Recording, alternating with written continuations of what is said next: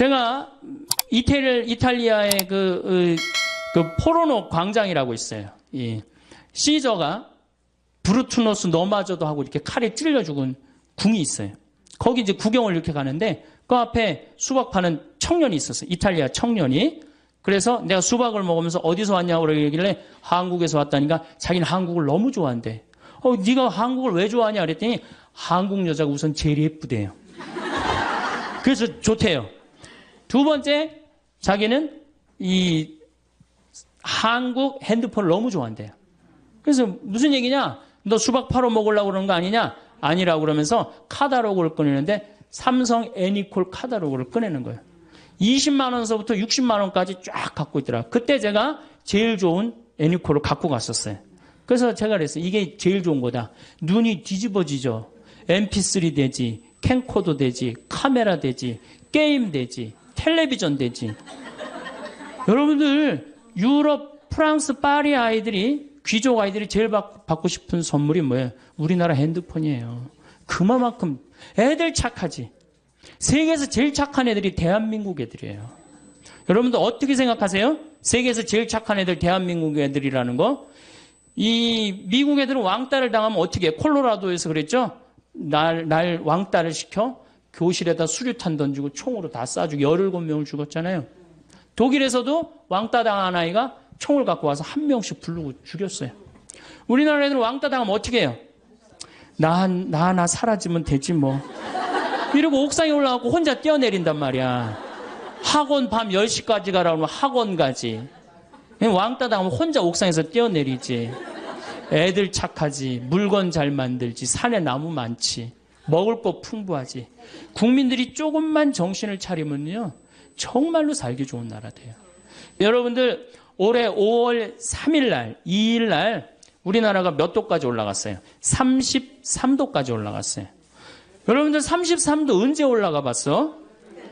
한여름 7월 15일부터 8월 15일 요 한 달 동안 올라갔죠? 제가 이제 환경제 운동도 하고 환경 강의도 하고 17년 전에 제가 환경 얘기하고 다닐 때 6월 한 20일경에 30도 올라갔을 때 난리 났었어요. 그런데 한 10년 전에는 5월 30일 날 30도가 넘는 거예요. 근데 지금은 5월 1, 2, 3에 30도가 넘어. 그런데 여러분들 우리나라에서 5월 달에 30도가 넘으면 놀랄 일이에요? 안 놀랄 일이에요? 근데 여러분들 막 뒤로 자빠져서 놀랐어요? 안 놀랐어요? 왜? 적응이 자꾸 되는 거예요. 이게 모든 환경학자들이 얘기하기엔 개구리 이론을 얘기를 합니다. 무슨 얘기냐? 개구리를 끓는 물에 집어넣으면 너무 뜨거워서 뛰쳐나간대요. 그런데 이 미지근한 물부터 1도씩 차근차근 올리면은 그게 100도가 될 때까지 뜨거운지 모르고 그냥 적응이 된대요. 그래갖고 100도 되면 끓어서 죽는 거야. 우리 인간이 똑같은 거야. 지금 더워지는데 굉장히 더워졌어. 근데 자꾸 적응을 해갖고 지금 뭐 5월 2, 3일에 33도가 넘어도 아무렇지도 않고 살잖아요. 그러니까 이미 적응이 된 거야. 그러니까 5월 달부터 10월 달까지 지금 30도가 넘는단 말이야. 몇 개월이야? 5, 6, 7, 8, 9, 10. 6개월 동안에 30도가 넘는 거야. 6개월 동안을. 이미 우리나라는 아열대 지방으로 바뀌어가고 있어요. 이제 원숭이 조금 있으면 날아다닐 날도 얼마 남지 않았어요. 이제 바나나 이제 열리면 어떻게 돼? 원숭이 날아다닐 날도 얼마 남지 않았어. 그날까지 갈지 안 갈지는 모르겠지만은. 자, 그러면은 이 적도에 있는 게 이제 문제예요. 자, 이 북극과 남극은 우리하고 연관이 많다는 얘기 이제 이해하시겠죠? 근데 이 적도가 문제예요. 적도가 어떤 문제냐? 적도에 가면 바다 온도가 몇 도가 올라가냐면 31도까지 올라가요. 31도면 목욕탕 온탕 온도예요. 목욕탕. 실질적으로 저는 적도에 여러 차례 가봤어요. 가봤는데 바다에 들어가 보면은 어느 정도냐면은 한 20분 동안 바다 안에서 있질 못해요. 땀이 나서. 이렇게 물이 뜨끈뜨끈해요. 정말로 뜨끈뜨끈해요. 그러니까 여러분들 온탕에 가면은 이 수분이 증가합니까? 안 합니까? 온탕에 가면은 막 목욕탕 가면 수분 막 이렇게 그 거울에 막, 예, 그렇죠? 막 끼죠? 수분이 막 끼죠? 그러니까 이 적도에서 31도니까 뭐가 많이 올라가냐면 수증기가 많이 올라가는 거예요. 수증기가 막 올라가는 거예요. 수증기가 막 올라가갖고 15도 선상에, 우리는 37도에 살죠? 15도 선상에서 태풍이 발생합니다. 대서양에서 발생하는 거를 허리케인, 미국, 멕시코만에서 발생하는 걸 허리케인이라고 그러고, 태평양에서 발생하는 걸 태풍이라고 그러고, 얼마 전에 미얀마를 강타한 인도양에서 발생한 걸 사이클론이라고 해요. 똑같은 거예요. 열대성 저기압이에요. 태풍, 허리케인, 사이클론 똑같아요. 그중에 위력이 제일 센 게 뭐냐? 태풍이에요. 여러분들, 우리나라는 태풍이 자주 오는 편이 안 오는 편이에요? 거의 안 오는 편이에요. 왜? 이 태풍이 발생하면 다 어디 가서 쏟아부어요? 일본에 가서 다 쏟아부어요. 일본이 우리 거 다 막아줘요. 일본한테 고마워야 돼요. 일본 가라앉으면 안 돼요. 거기 있어줘야 돼. 그 다음에 또 누가 다 막아줘? 필리핀하고 중국이 다 막아줘요. 그래서 우리나라는 1년에 하나, 많이 오면 2개, 어떤 애는 안 옵니다. 굉장히 고마운 거죠. 우리가 이렇게 자연재해를 굉장히 안 받는 나라예요. 일본은 여러분들 지진이 1년에 몇 번 일어나요? 5,000번 일어나요. 5,000번.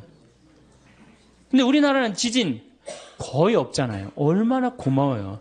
그래서 제가 대한민국 살기 좋다고 늘 말하는 거예요. 사실 지금 우리가 살고 있는 이 지구가 나이가 45억 살이에요. 45억 살인데 굉장히 긴 나이를 갖고 있죠. 그런데 이 45억 살을 먹으면서 지구 안에는 많은 생명체들이 살다가 사라지고 살다가 사라지고 그래서 5번의 대멸종을 맞이해요. 그러니까 우리 인간들이 착각하고 있는 게 있어요. 우리 인간은 영원히 지구에서 살 것 같고 앞으로도 계속 살 것 같지만은 지구 역사를 보면은 공룡 같은 경우가 1억 9천만 년을 지구에서 살다가 사라집니다. 아주 사라져요. 우리 인간도 사라질 수 있을 것 같아요? 없을 것 같아요? 사라질 수 있어요. 특히 45억 살에 인간이 왔다 간 거는 하루 24시간으로 본다면 인간이 지금 한 300만 년 산다고 보면 2초 사는 거, 2초. 겨우 2초 사는데 그냥 막 굉장히 오래 사는 것처럼 막 우리가 그냥 지구에서 최고인 것처럼 그렇게 착각하고 있죠. 지금으로부터 6,500만 년 전에 공룡이 사라집니다. 한순간에 사라져요. 한순간에. 이 해성이 충돌을 해갖고 한순간에 사라져요. 근데 지금 이 순간 6번째 대멸종이 시작되고 있다고 그래요. 6번째 대멸종은 누가 시작한 거냐? 우리 인간이 시작한 거예요, 인간이. 여러분들, 우리 암이 만약에 간암이 걸렸다. 그러면 그 간암 때문에 어떻게 되죠? 인간 전체가 다 죽잖아요. 눈도 멀쩡하고, 코도 멀쩡하고, 귀도 멀쩡한데, 간암 때문에 다른 거 어떻게 돼요? 다 죽어요. 마찬가지로, 이 인간이라는 이 존재가 지구상에 딱 나타나갖고, 이게 암적인 존재가 돼버렸어. 그래갖고 인간이 자꾸 여기저기를 파괴하기 시작했고, 이제는 그 끝을 보이고 있어요. 여러분들, 미얀마 그 사이클론 보셨죠? 거의 10만 명 정도가 죽었다고 그래요. 10만 명. 한 번에. 제가 여러 번 강의를 통해서 앞으로는 뭐 100명, 200명 죽는 게 문제가 아니다. 한 번 치면은 수백만 명이 죽을 슈퍼 태풍이 온다. 근데 이번에 사이클론은 대형 태풍이라고 그래요. 그러니까 슈퍼 태풍보다 한 등급 낮은 태풍이에요. 그러니까 아직도 우린 센 태풍을 못 봤어요. 그럼 여러분들 그제 중국에서 지진 보셨죠? 정말로 얼마나 우리 인간이 지금 아슬아슬하게 살고 있는 거예요. 아슬아슬하게. 산업혁명 이전에는 이산화탄소가 250ppm이었어요. 250ppm이라는 건 뭐냐면은 이 100만 개의 알갱이 중에 지금 이게 공기가 이렇게 있잖아요. 공기가 100만 알갱이 중에 이산화탄소가 250개 있는 거예요. 산업혁명 이전에. 그런데 산업혁명이 일어나고 난 다음부터 200년 동안 이산화탄소가 얼마까지 올라가냐면 380ppm까지 올라갔어요. 2006년을 기준으로 380ppm이 올라갔어요. 그런데 지난 60만 년 동안 이 지구가 빙하기도 하고 간빙기도 하고 따뜻해지기도 하고 춥기도 했는데 한 번도 300ppm을 넘은 적이 없어요. 한 번도. 그런데 지금 380ppm이 넘었다는 얘기는 뭐예요? 지금 멸망 한가운데 있다는 거예요. 근데 우리 인간이 왜 몰라요? 우리 인간이 굉장히 오래 사는 것 같지만은 어때요? 우리 사는 건 60년, 70년밖에 안 돼. 45억 년 중에 한순간에 멸망했다 그러면 100년, 200년 동안 진행되는 순간이 한순간이거든. 우리가 지금 그 한가운데 있는 거예요. 그런데 이제 이 380ppm이 됐단 말이야. 그런데 400ppm이 되면은 더 이상 날씨를 통제할 수가 없다 그래. 이미 뭐 IPCC라든가 세계 이 기후 변화 협약이라는 이런 여러 단체에서 뭐라고 그랬느냐? 이미 지구 기후는 우리의 우리의 통제를 벗어났다 그래요. 그러면은 1년에 2ppm씩 올라가는데 400ppm이 올라가려면 몇 년 올라가면 돼요? 400ppm 되려면 10년이면은 올라갈 거 아니에요. 10년. 그러니까 2016년이면 완전히 우리 통제를 벗어난다는 거예요. 그래서 2016년이면 인간을 포함한 많은 생물종들이 멸망할 수 있다는 거예요. 몇 년 남았어요? 이제 8년. 이제 8년 남았죠? 그제 우리 생태마을에서 가족 피정을 했었어요. 초등학교 1학년 아이가 2016년에는 이제 다 망하고 없어질 거다. 그러니까 그 아이가 뭐라 그러냐면, 야, 대학 입시 안 봐도 된다. 막 그러더라고.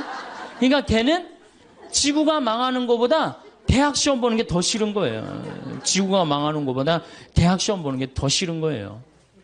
어쨌든, 그러면은 이게 이산화탄소가 줄어들어야 되는데, 이산화탄소라는 건 뭐냐면 태양빛 하나 오면 하나를 붙잡고 있어요. 2개 오면 2개를 붙잡고 있고. 그러니까 태양빛을 붙잡고 있으니까 점점 지구가 뜨거워지는 거거든. 그런데 산업혁명 이전에는 250개밖에 없었는데 지금은 380개란 말이야. 그러니까 태양빛 붙잡는 게 몇 개가 늘은 거예요? 130개가 늘어난 거 아니에요. 그런데 지금 이제 400ppm이 되면은 150개로 늘어나는 거예요. 그러니까 태양빛이 점점 더 지구에 가득하니까 지구는 뜨거워질 수밖에 없죠. 그러니까 이산화탄소가 줄어들어야 되는데 이게 줄어들 기미가 안 보여요. 왜 줄어들 기미가 안 보이느냐? 250ppm에서 380ppm까지는 누가 올렸느냐? 미국, 일본, 유럽 선진국들이 올렸단 말이에요. 근데 그 인구가 얼마냐면 7억 명이야. 근데 이제 380ppm에서 400ppm이 될 때 누가 올리느냐? 브라질, 러시아, 인도, 차이나 이 네 나라가 보통 올리는 게 아니에요. 이걸 유식한 말로 브릭스 4개국이라고 그래요. 그럼 브라질이 인구가 얼마냐? 여긴 7억인데 브라질이 1억 8천. 러시아가 얼마냐? 1억 6천. 인도가 얼마냐? 11억. 중국이 얼마냐? 13억. 그러니까 27억 명이 이제 석탄, 석유를 태워 없애는 거예요. 여러분 이산화탄소가 줄어들겠어요? 늘어나겠어요? 당연히 늘어나죠. 그러니까 우리 미래가 희망적이기보다는 절망적이라는 거예요. 점점 이산화탄소가 늘어나면 지구는 점점 뜨거워지는 거죠. 이게 2016년이면 우리 통제를 벗어난다는 거예요. 몇 년? 정말로? 안 남았죠? 이제 8년 남은 거, 8년. 그 아이가, 야, 대학 시험 안 봐도 된다. 그럴 정도로. 그런데 이 브라질이 석유가 엄청나게 많습니다. 새로 또 330억 배럴이 발견이 돼요. 지금. 그래갖고 거의 세계 2위, 3위를 브라질이 다투고 있어요. 그 다음에 러시아도 석유가 굉장히 많고, 중국도 석유가 많아요. 인도만 석유가 좀 부족해요. 어쨌든 이 네 나라가 태워 없애니까 이산화탄소가 점점 늘어나요. 이거 얼마나 뜨거우냐? 작년에 여러분들 북극이 캐나다 퀸즈 대학이라는 곳에서 연구를 했는데 북극이 온도가 몇 도까지 올라가느냐면은 아무리 많이 올라가야 5도 올라가는 데인데 몇 도 올라갔냐면 작년에 22도 올라갔어요. 22도. 그러니까 여러분 한번 생각해 보세요. 북극의 얼음이 막 녹을 것 같아요? 안 녹을 것 같아요? 그래서 작년에 3분의 1이 녹았어요. 그래서 일본은 유럽을 가는데 이제는 어디로 가요? 옛날에는 이렇게 인도로 해서 돌아서 갔는데 지금 북극으로 바로 유럽을 가면 굉장히 가까워지잖아요. 그래서 북극의 항로를 개척을 할 계획을 갖고 있다는 거예요. 북극의 얼음이 녹는 것뿐만 아니고 심각한 문제는 뭐냐면은 시베리아의 얼음이 만년설이 녹는 거예요. 시베리아. 이 북극하고 남극 얘기를 좀 할게요. 시베리아 얘기는 조금 이따 하고 북극하고 남극 얘기를 좀 하면은 지구가 이렇죠? 동그랗죠? 북극의 얼음, 남극의 얼음.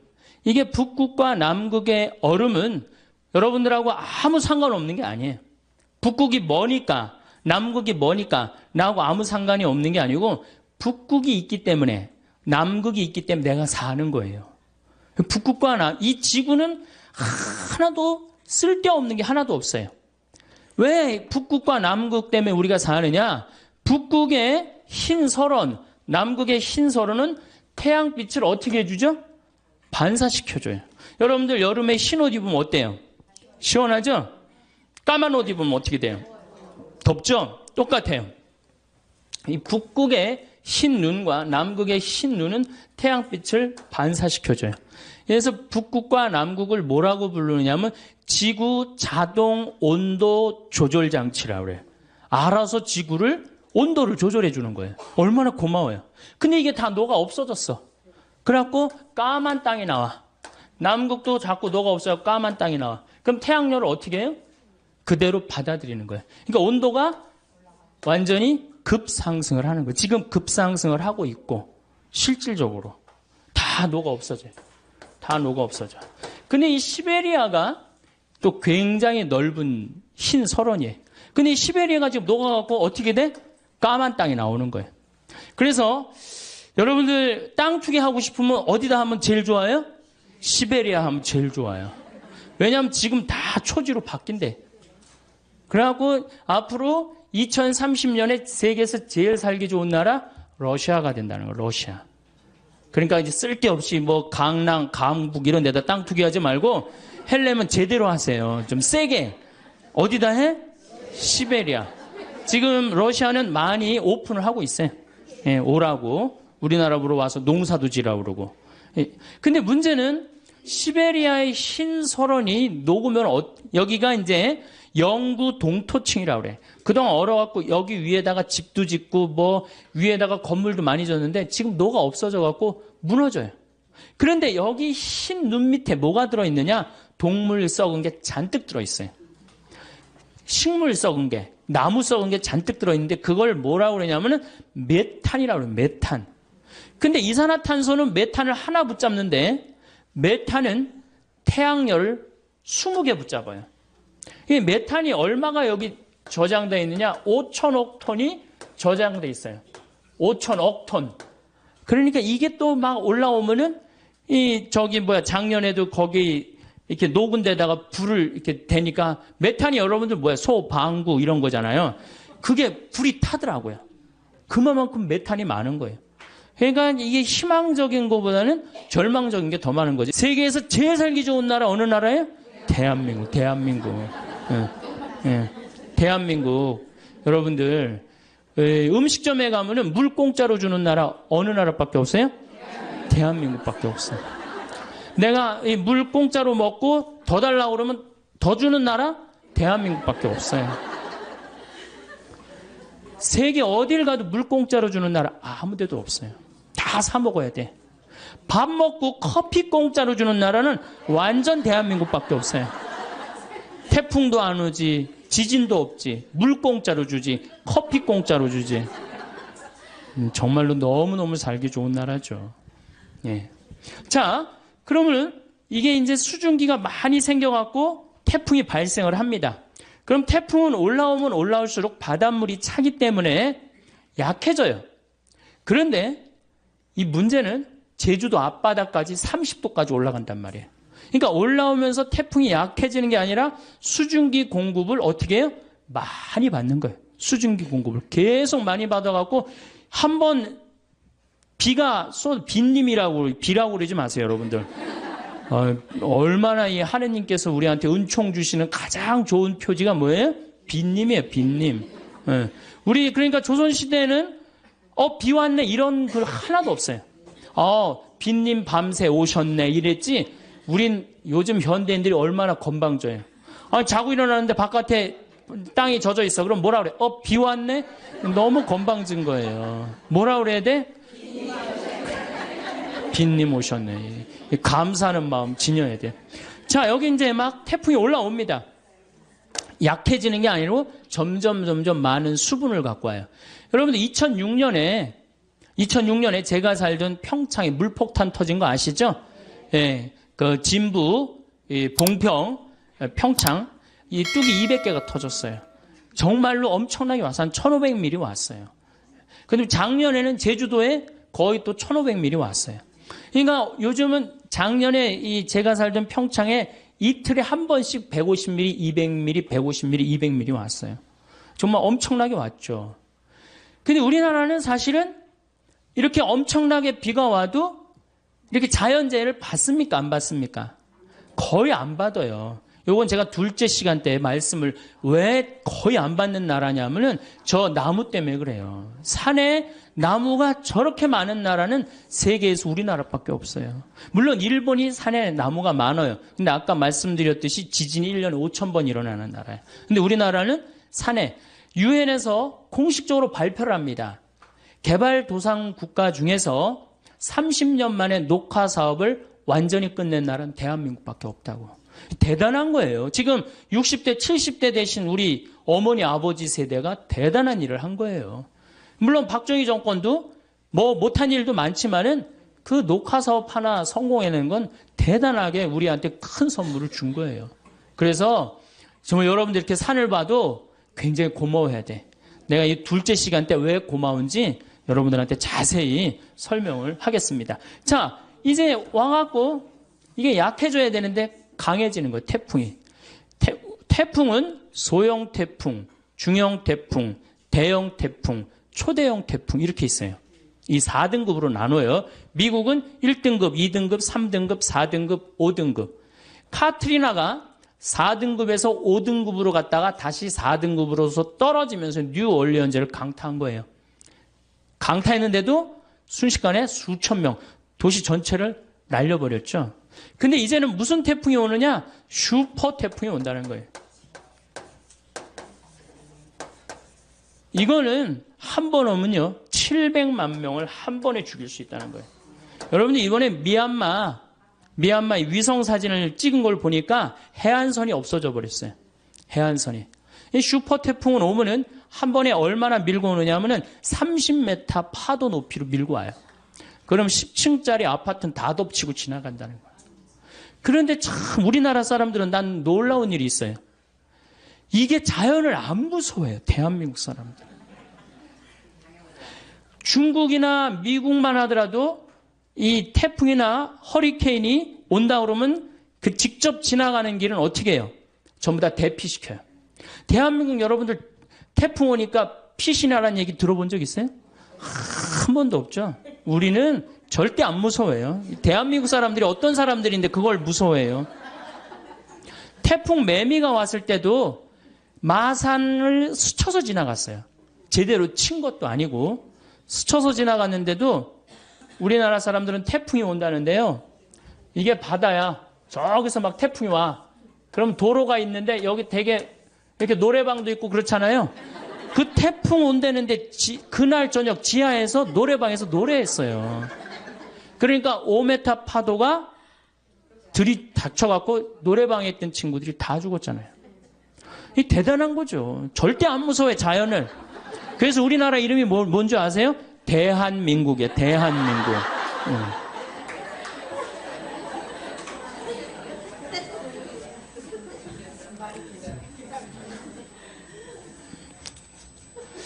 그런데 이렇게 지구가 뜨거워지는 결정적인 이유는 석유하고 석탄 때문이에요. 그렇죠? 석유하고 석탄을 너무 많이 떼갖고 지금 우리가 이렇게 뜨거워지고 있는 거예요. 근데 우리나라는 석유하고 석탄이 납니까? 안 납니까? 안 나죠? 근데 우리나라 사람들은요, 우리 자신이 산유국인 줄 알고 살아요. 우리나라 사람들 석유 쓰는 걸 보면요, 내가 산유국인 양 써요. 우리나라가 에너지 사용량이 100이면은 OECD 국가는 72를 씁니다. OECD 국가, 경제개발협력기구 국가들은 일본은 35를 써요.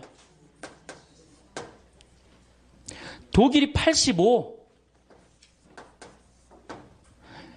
미국이 75, 프랑스가 81, 우리나라는 100을 써요. 그러니까 얼마나 많이 에너지를 쓰는 거예요. 겨울에 보면 나는 겨울철에 제일 꼴보기 싫은 사람이 누구냐면 반팔 입고 돌아다니는 여자들. 제일 꼴보기 싫어요. 방에 보일러 떼나가고 너무 더워갖고 어떻게 하는 거야? 반팔 입고. 여러분들 유럽에 가보면요, 겨울에 다 어떻게 하고 있어요? 다 옷 입고 담요 다 덮고 있어요. 온도 안 올립니다. 에너지 절약한다고. 독일은요, 우리나라하고 똑같이 석유가 한 방울도 안 나요. 독일은. 그래서 70년대 오일 쇼크를 받고 독일이 내린 결론이 뭐냐? 에너지 절약이에요. 우린 절약해야 된다. 그래갖고 이 독일이 얼마만큼 절약을 했냐면 에너지의 45%까지 절약을 해요.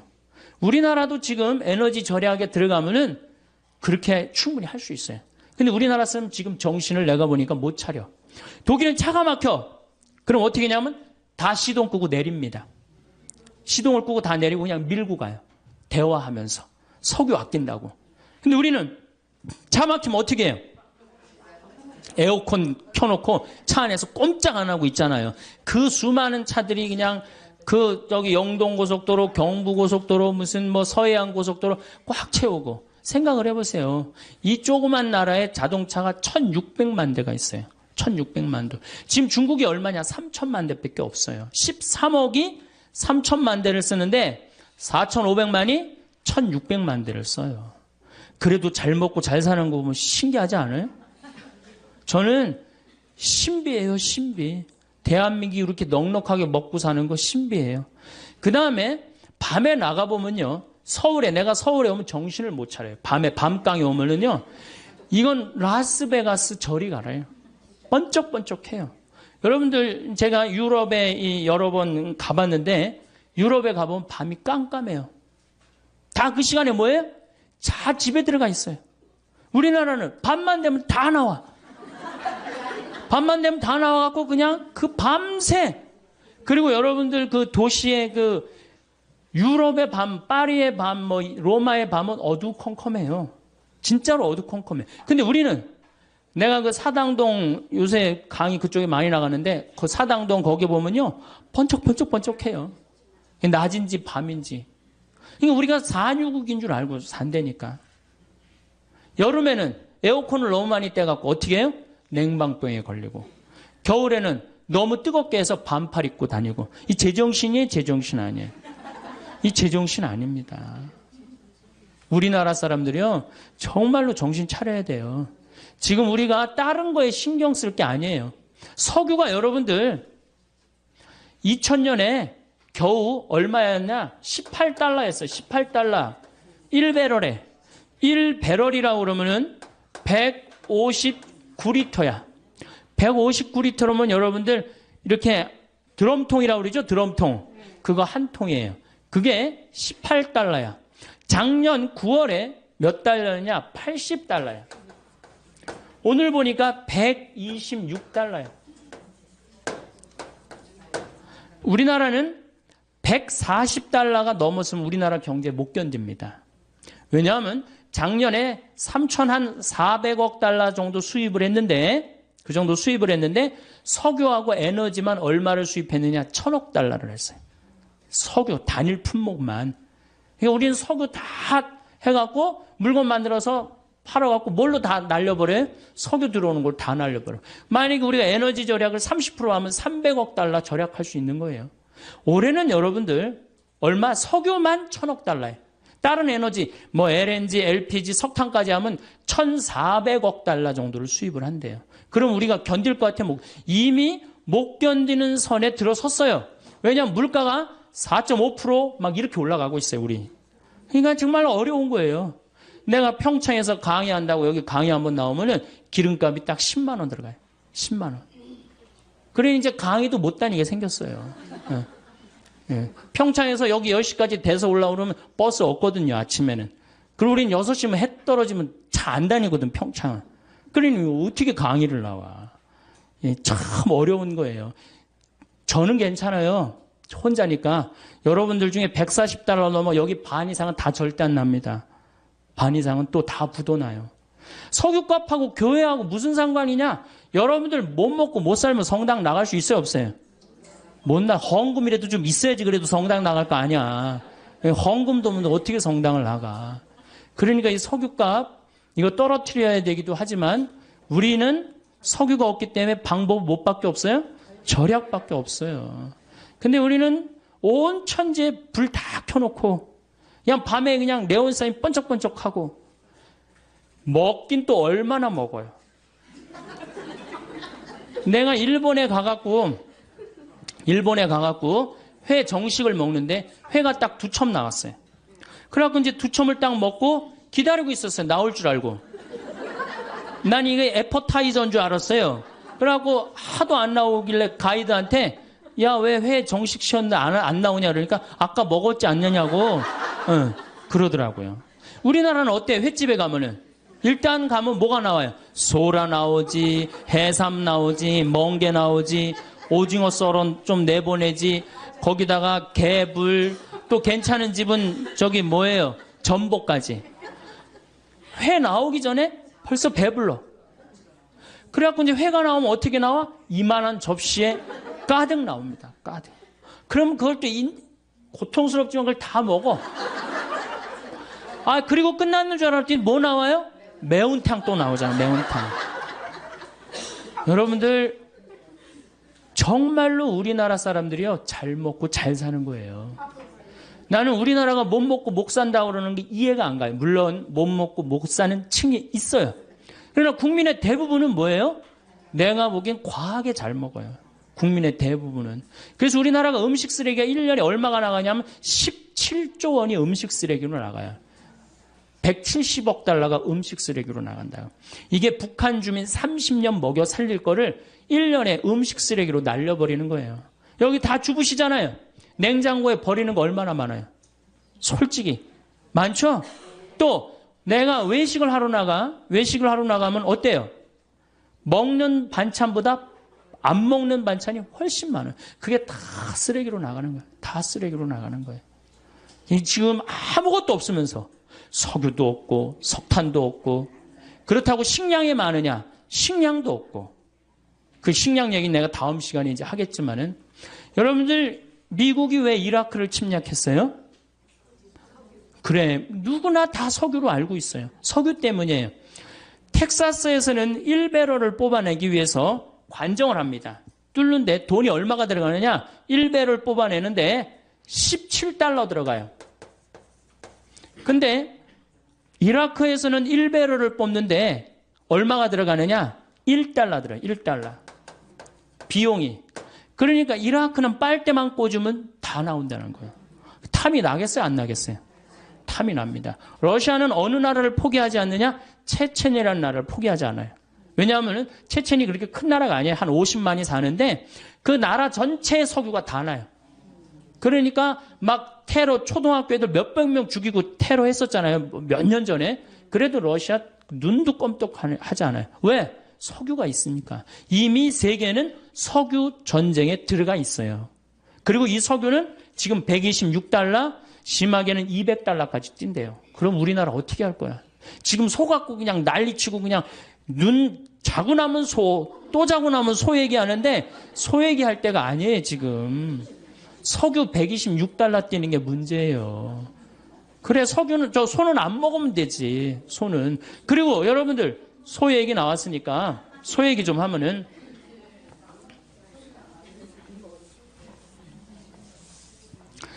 소고기 먹는 게요, 반환경적이에요. 왜 그러냐면은 20개월, 30개월 되온 소 먹잖아요. 소가 한 번 먹으면 얼마나 먹겠어? 그거를 20개월을 소가 먹어. 그러면 그 소가 먹는 거 콩이나 옥수수나 이런 거 소가 먹거든요. 그럼 그 우리가 먹으면 어때? 사람이 먹으면 훨씬. 그러니까 내가 소고기 1인분을 먹으면은 20명 분을 먹는 거하고 똑같은 거예요. 후진국 사람들 20명 분을 먹는 거하고 똑같은 거예요. 그러니까 고기를 많이 먹으면 많이 먹을수록 반환경적이야.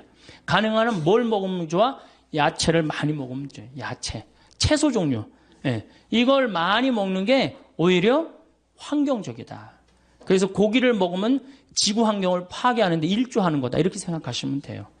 그래서 청국장, 된장, 간장 이런 거하고 밥, 현미밥하고 먹는 게 최고 좋은 거예요.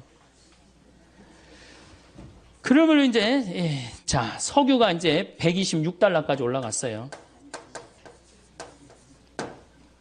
근데 우리나라 사람들은 아주 에너지를 펑펑 써요. 낮이고 밤이고. 근데 우리나라가 왜 이렇게 잘 살아요? 신기하지 않아요? 똑똑한 머리 때문에 그래요. 사실은. 이미 5년 동안 우리나라는 배 수주를 다 끝냈어요. 자동차 잘 만듭니다. 차, 제가 유럽에 가갖고, 뭐, 다른 나라에 가갖고, 뭐, 벤츠, 크라이슬러, 뭐, BMW 다 타봤어요. 왜냐하면 택시가 걔네들은 다 그런 거예요. 그래갖고 다 타봤는데, 우리나라 그랜저만 못해요. 얼마나 좋은데요. 사실 실질적으로 2년 연속 그랜저가 유럽 차 선호도 1위예요. 지금 막 우리나라에서 막 외제차 타고 다니는 사람들 다 정신 나간 사람들이에요.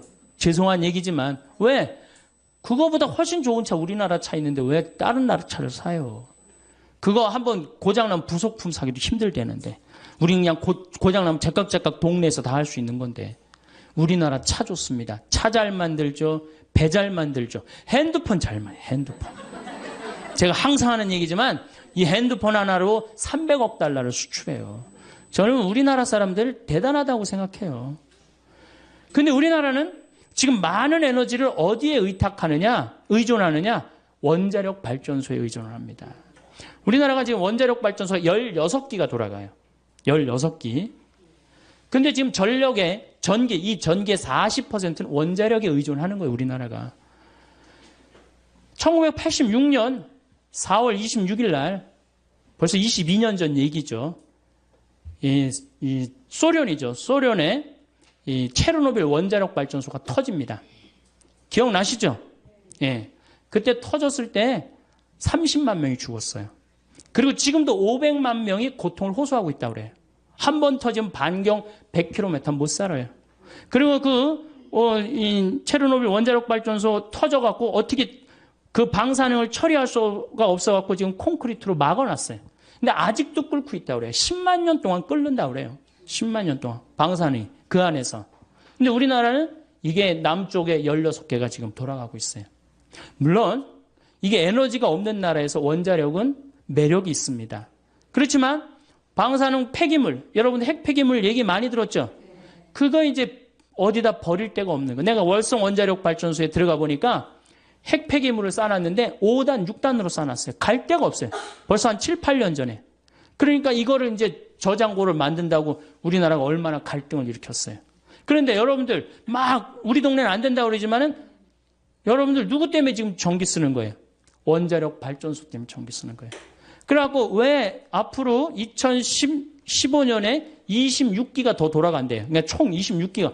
왜 이렇게 원자력 발전소를 많이 만드느냐? 그 원자력 발전소 IAEA 위원이라는 분한테 물어봤어요. 그랬더니 에어컨 때문이래요. 여름에 에어컨을 너무 많이 떼갖고 순간 출력이 올라가갖고 전기가 딱 차단이 되면은 산업시설이 얼마 전에 그랬죠. 산업시설이 한번 수백억, 수천억이 다 날아간다는 거예요. 근데 그게 이유가 뭐야? 에어컨 때문이라는 거예요. 여름엔 좀 더우면은 좀 이렇게 선풍기 좀 틀고 그러면 되는데 우리나라는 이게 산유국인 줄 알고 착각을 하고 막 들이대 대는 거예요. 이거 정말로 걱정이에요. 그래서 원자력 발전소는 더 세우지 말고 정말로 우리가 가야 되는 건 뭐냐? 풍력 발전기하고 태양광 발전기예요. 근데 우리나라는 사실 풍력이 좀 약합니다. 덴마크나 독일, 특히 덴마크 같은 경우는 2030년에는 전체 전력을 다 풍력으로 한대요. 그러니까 이런 나라들은 우리는 소 때문에 그냥 정신을 못 차리는데 이런 나라들은 이미 오래전부터 미래에 어떻게 될 것이다 예측을 하고 다 국가적으로 준비를 하는 거야. 근데 우리는 다 뒷북을 치고 있는 거예요. 지금 조금만 있으면 130달러 올라가면요. 우리나라 못 견딥니다. 지금 소 때문에 지금 국민들이 정신 못 차릴 때가 아니에요. 지금 석유값 올라가는 거 어떻게 하면은 이 석유값을 우리가 대처를 해갖고 이 난관을 헤쳐나가야 되느냐. 이게 더 큰 문제지. 소는 아까 말씀대로 안 먹으면 되는 거야. 안 먹으면. 그거 내가 조금 더 채소 더 먹고 뭐라 그래요? 그래서 베지타리언이라고 그러잖아요. 예, 그래서 여러분들 그거 먹으면 되는 건데 이 석유는 안 쓸 수가 없잖아요. 우리 경제 직결된 거 아니에요. 그러니까 우리는 지금 에너지 절약에 더 많은 신경을 써야 되는 거예요. 그래서 태양광이나 풍력을 하는데 제가 태양광을 우리 생태마을에 20kW, 풍력을 30kW 설치를 해놔서 50kW. 근데 태양광은 잘 됩니다. 우리보다 우리는 한 1년에 220일 정도 햇빛이 내리쬐는데 독일은 150일밖에 없어요. 근데 독일의 프라이부르크라는 그 환경 도시를 가보니까 도시 전체 지붕에 태양광을 얹었어요. 그 도시는 태양광으로만 움직이는 도시예요. 너무너무 부럽더라고요. 우리도 충분히 그럴 수 있는데 내가 보기에는 우리가 밤에 나가고 술 먹고 밤에 밤새 이렇게 막 네온사인 켜놓고 그 돈만 아껴도 어때요? 충분히 할 수 있어요. 그러니까 우리나라 국민들이 건강한 정신으로 갈 때 자연환경도 어떻게 돼요? 건강해지는 거예요. 이건 그냥 애들은 애들대로 밤 10시에 학원에 지치고 아버지는 아버지대로 밤 10시에 술집에 돌아다니고 엄마는 엄마대로 밤 10시까지 텔레비 보고 앉아있고 텔레비 보면 뭐가 나와요? 그랬더니 뭐 전기세가 나온다고 그러더라고. 네. 텔레비 보면 전기세 나오고. 그래서 미래는 뭘로 가야 되느냐? 태양광이나 풍력으로. 이걸 재생 가능한 에너지라고 합니다. 근데 이게 여성들이 그걸 알아야 돼요. 깨달아야 돼요. 재생 가능한 에너지를 조금 더, 물론 지금 굉장히 비싸요. 그거 설치하고 그러는데, 근데 제 생각에는 국민들이 조금만 의식이 올라가면은 우리나라 국민들은요, 굉장히 똑똑하기 때문에 금방 그런 문제들을 해결해 나갈 수가 있어요. 그래서 환경이라는 문제는 이제는 교황님이 그랬어요. 뭐라고 그러셨느냐 하면은 환경은 몇몇 환경운동가가 하는 일이 아니다. 이제는 누가 하는 거다? 지구에서 사는 모든 한 명 한 명이 다 환경운동가가 돼야 된다. 그래서 여러분들도 코드 같은 경우도 드라큘라라고 그러잖아요. 드라큘라. 전기 10%의 전기를 계속 쓰는 거예요. 코드 꽂아두면은. 그럼 코드 같은 거 빼두고 냉장고 꽉꽉 안 채우고 때마다 벼두고 사서 막 해지 말고 그런 하나하나의 노력이 이 지구 환경을 건강하게 만드는 거예요. 지구 온난화는 제 생각에는 이게 지금 정말로 절박한 거예요. 절박한 거고 그런데 왜 우리나라는 절박하게 느껴지지 않아요? 37도, 38도에 사는 사람들은 맨 마지막으로 느낍니다. 어디 사람들이 절박하게 늘려요? 투발루라는 나라 없어져 버려가고 있어요. 남태평양에 있는 섬나라인데 9개 섬으로 돼 있는데 2개 섬이 없어져 버렸어요. 물에 잠겨갖고. 이게 해수면이 높아져갖고. 그 다음 벵골만이라고 이 방글라데시 앞에 이 굉장히 넓은 이 섬인데 반 이상이 잠겨버렸어요. 문선은 있는데 뭐가 없어? 땅 문선이 있는데 다 어디에 잠겨버렸어? 바다에 다 잠겨버렸어요. 이게 전부 다 극지방, 북극, 남극, 적도는 고통스러운데 우리는 맨 마지막에 오는 거예요.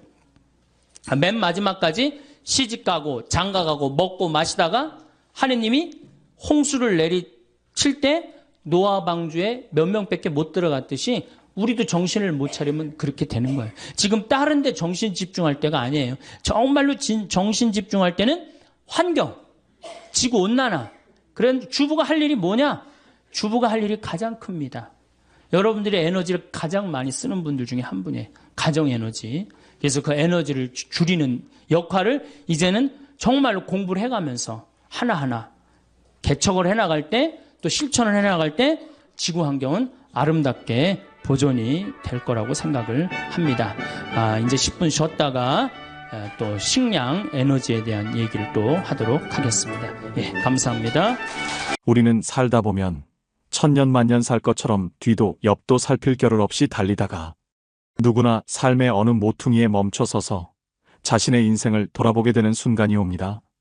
인생을 알만하고 인생을 느낄만하니 머리엔 이미 서리가 내리고 몸은 생각같이 움직이지 않지요.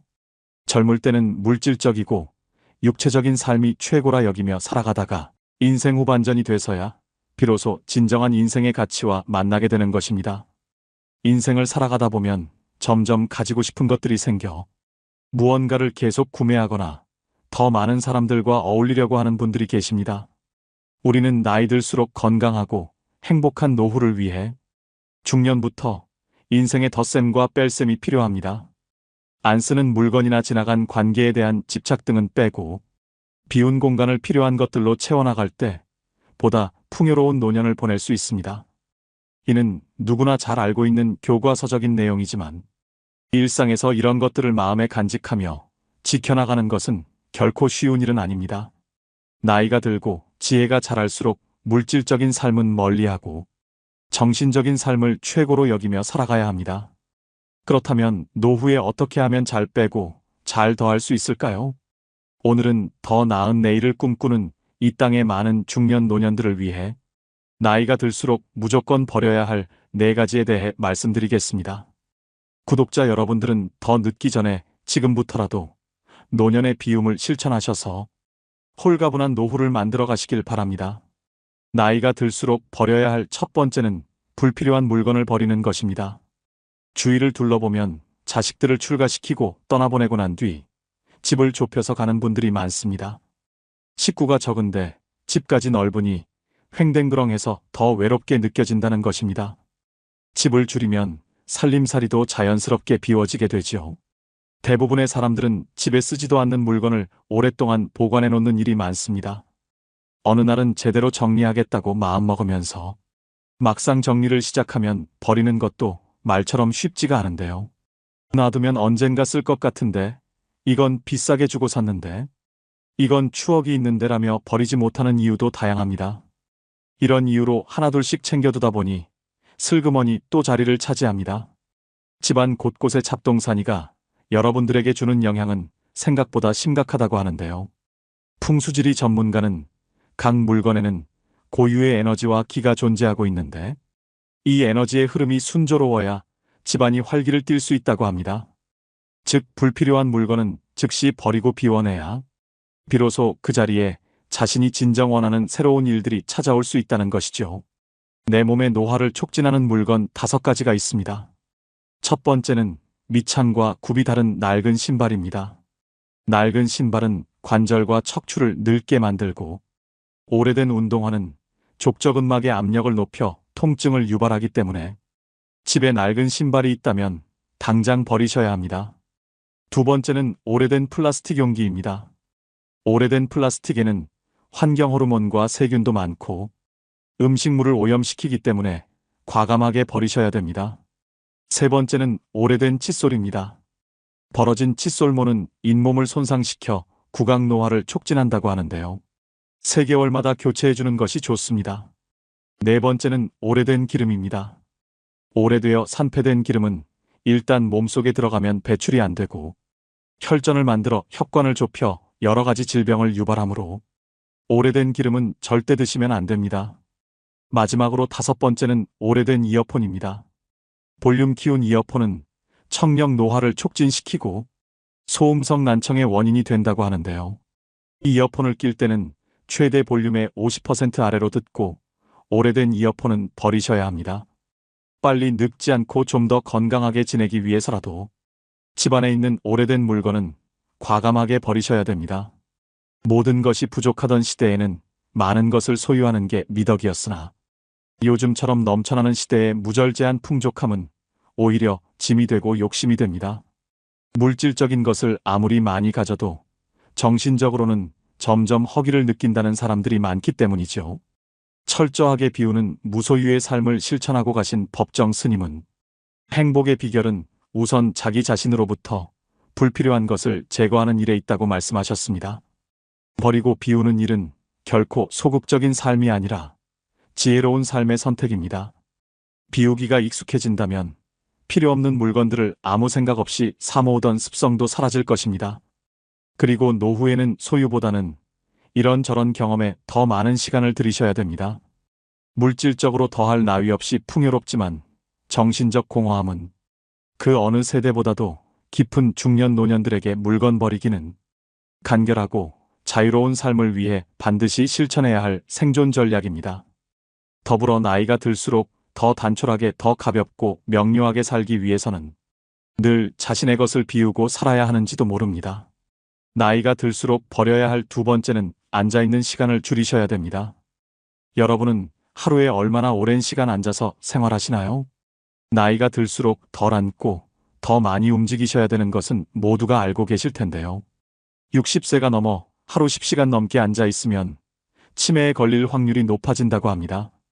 치매가 아니더라도 장시간 앉아 있는 사람은 하루 종일 몸을 움직이는 사람보다 당뇨병이나 심장마비 위험이 높고 하체비만 등이 발병하는 위험이 증가한다는 연구가 있는데요. 자식들이 출가하고 나가게 되면 억지로라도 움직였던 몸은 그냥 앉아서 TV를 보는 시간에 하루 일과 중 대부분을 차지할 것입니다. 하루에 1시간만 앉아있는 시간을 줄여도 각종 심혈관 질환과 대사증후군 발병 위험이 줄어든다고 합니다.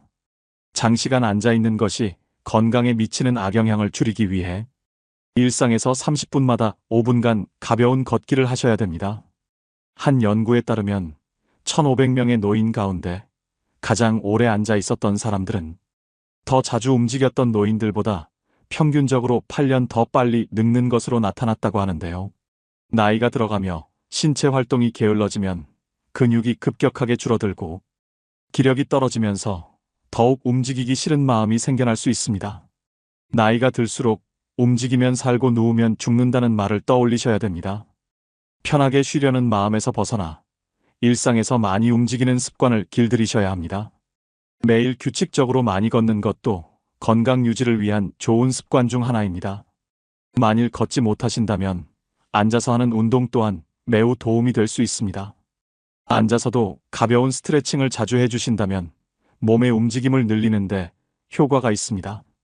나이가 들면 운동을 해도 근력이 늘지 않는다는 잘못된 생각 때문에 고령자들은 운동을 시도조차 하지 않는 경우가 많습니다. 집에서 쉽게 할 수 있는 운동을 매일 10분만 꾸준히 해도 1년이 지나면 현재 근력의 20%까지 늘릴 수 있다고 하는데요. 그렇게 되면 노년 건강 유지의 최대 복병인 낙상사고가 줄고 사회 참여 활동은 늘어나고 노년의 허약도 예방됩니다. 얼마 전에 옆집 60대 어머님은 길을 걸어가시다 갑자기 넘어지셔서 팔이 꺾이는 사고를 당하셨습니다. 다리의 근력이 부족해서 중심을 못 잡고 넘어지셨는데요. 오랫동안 치료받느라 고생하시는 걸 옆에서 본 적이 있습니다. 미리 근력 운동을 조금씩이라도 실천해서 예상치 못한 사고에 대비를 하셔야 됩니다. 습관이 인생이라는 말이 있습니다. 우리가 갑자기 운동량을 늘리는 것은 쉽지 않은 일입니다. 대신 앉아있는 시간이라도 줄이는 게 노후 건강을 위해 아주 좋은 방법이 되는 것입니다. 하루를 아름답고 행복한 삶으로 만들기 위해서는 자신이 어떤 태도와 습관을 가지고 살아가고 있는지 돌아보는 시간을 가져볼 필요가 있습니다. 앞으로 어떤 습관을 길들여 어떤 태도로 지낼 것인가 하는 계획을 세우고 실천하는 것이 바로 자신의 가치 있는 노후를 위한 중요한 지혜이기 때문입니다. 나이가 들수록 버려야 할 세 번째는 불필요한 인간관계를 정리하는 것입니다. 노후 행복의 결정적 요인은 부도 명예도 학벌도 아닌 관계라고 하는데요.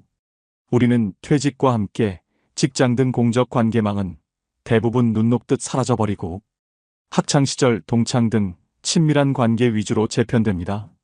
하지만 오래 알고 지낸 사람들이라고 모두 원만한 관계를 유지하는 것은 아니지요. 특히 말끝마다 불평불만을 쏟아낸다거나 걸핏하면 화를 내는 등 만났을 때 기분 좋은 에너지보다 불편함을 주는 사람은 알고 지낸 세월에 관계없이 자연스레 꺼려지게 마련입니다. 따라서 노후에는 어떤 사람을 자주 만나고 싶은지 또는 만나고 싶지 않은지 생각해 보면서 자신 역시 만나고 싶은 사람이 될 수 있도록 노력하며 관계를 형성해 나가야 합니다. 노후가 되면 마음이 외롭고 인생이 허무하다고 느낄 때가 많습니다. 이때 달려와 고민을 함께 나눌 친구가 한두 명만 있어도 성공한 인생이라 할 수 있죠. 나이 들어서 주변 사람들과의 관계에서 벌어지는 크고 작은 갈등은 노년의 삶의 질을 낮추고 외로움을 증폭시킵니다. 맞지 않는 사람과의 인연의 끈을 놓지 못하고 만남을 유지하면서 스트레스를 받는 사람들을 주변에서 흔히 볼 수 있습니다. 특히 살아온 세월 속에 쌓인 갈등이 폭발하면서 관계가 망가질 때도 많습니다.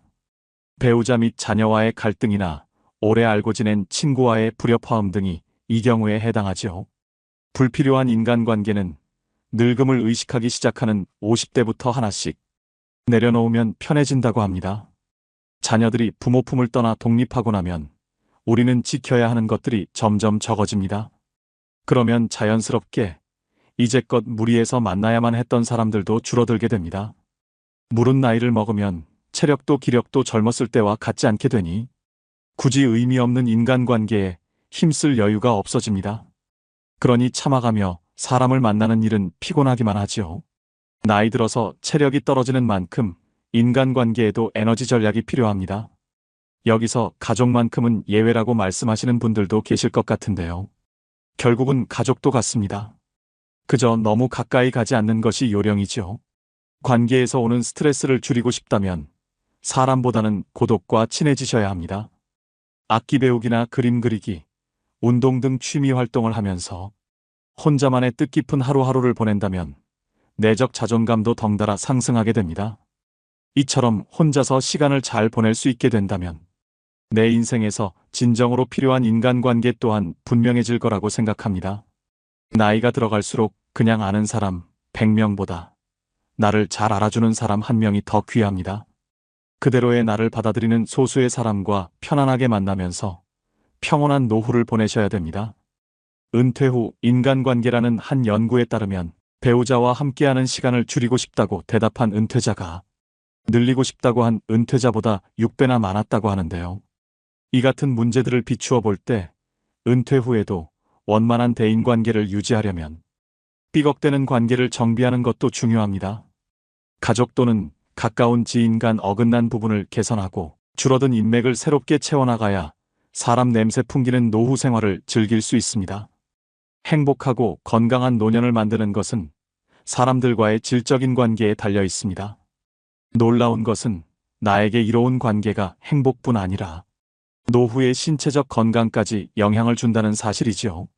누군가는 이렇게 말합니다. 인생은 나를 알아주는 한두 사람 붙잡고 사는 거라고 하더군요. 나이 들어서도 너무 관계에 연연하다 보면 자신에게 소홀해지곤 합니다. 그럴 때일수록 잠시 멈춰서 자기 자신을 챙겨보시면 좋겠습니다. 마지막으로 나이가 들수록 버려야 할 네 번째는 식사량을 줄이는 것입니다. 아무리 몸에 좋은 것도 지나치면 병이 됩니다. 먹을 것이 부족했던 과거와 달리 요즘은 먹을거리가 넘쳐나 영양 과잉 섭취로 인한 고혈압, 당뇨, 그리고 높은 콜레스테롤 등의 만성질환 환자가 빠르게 늘어나고 있다고 하는데요. 특히 중년 이후엔 여러 호르몬 분비와 기초대사량이 감소하기 때문에 운동하지 않고 과식이나 폭식을 반복적으로 하게 되면 내장 지방이 쌓여 복무비만이 됩니다.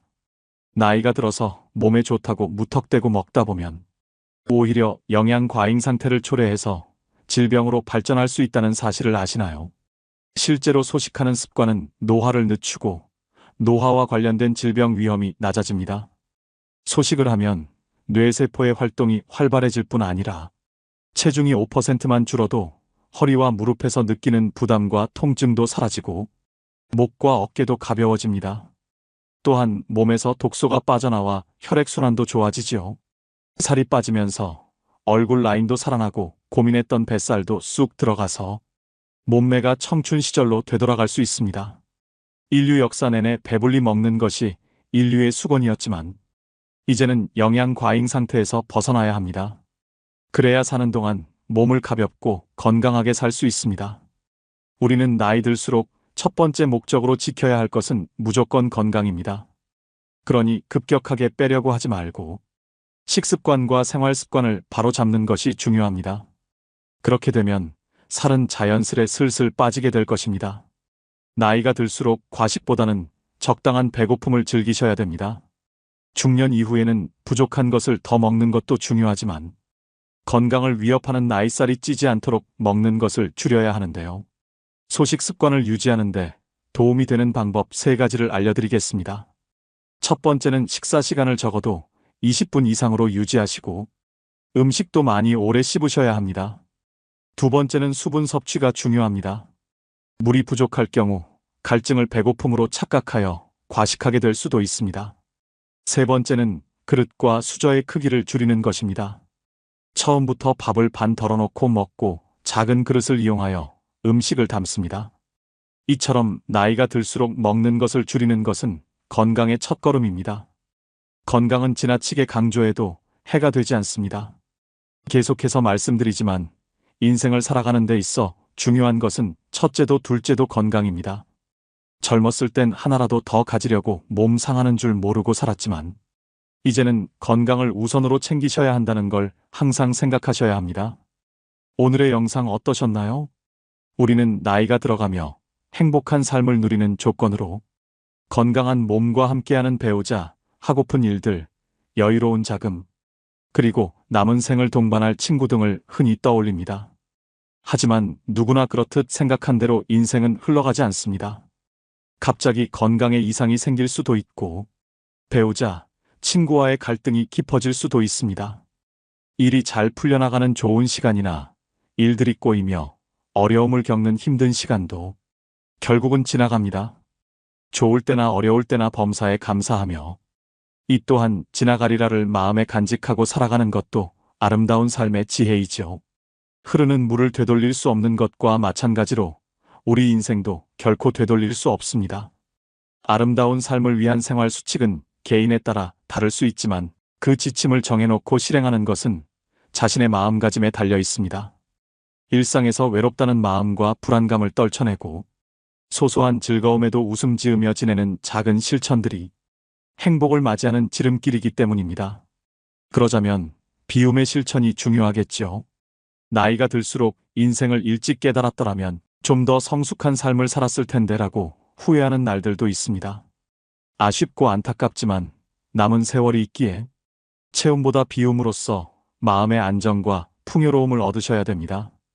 더불어 인생의 후반전을 맞이한 우리는 살아있으므로 얼마나 행복한가를 더욱 더 가슴 깊이 느끼며 살아가야 합니다. 오늘 말씀드린 나이 들수록 버려야 할 4가지를 꼭 실천하셔서 품격 있는 노후를 만들어 가시길 바랍니다. 사실 지금 우리가 살고 있는 이 지구가 나이가 45억 살이에요. 45억 살인데 굉장히 긴 나이를 갖고 있죠.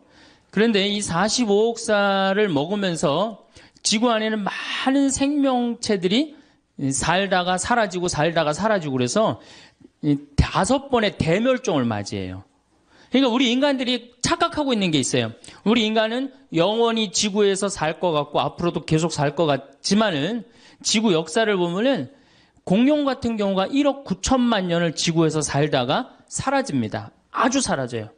우리 인간도 사라질 수 있을 것 같아요? 없을 것 같아요? 사라질 수 있어요. 특히 45억 살에 인간이 왔다 간 거는 하루 24시간으로 본다면 인간이 지금 한 300만 년 산다고 보면 2초 사는 거 2초. 겨우 2초 사는데 그냥 막 굉장히 오래 사는 것처럼 막 우리가 그냥 지구에서 최고인 것처럼 그렇게 착각하고 있죠. 지금으로부터 6,500만 년 전에 공룡이 사라집니다. 한순간에 사라져요. 한순간에.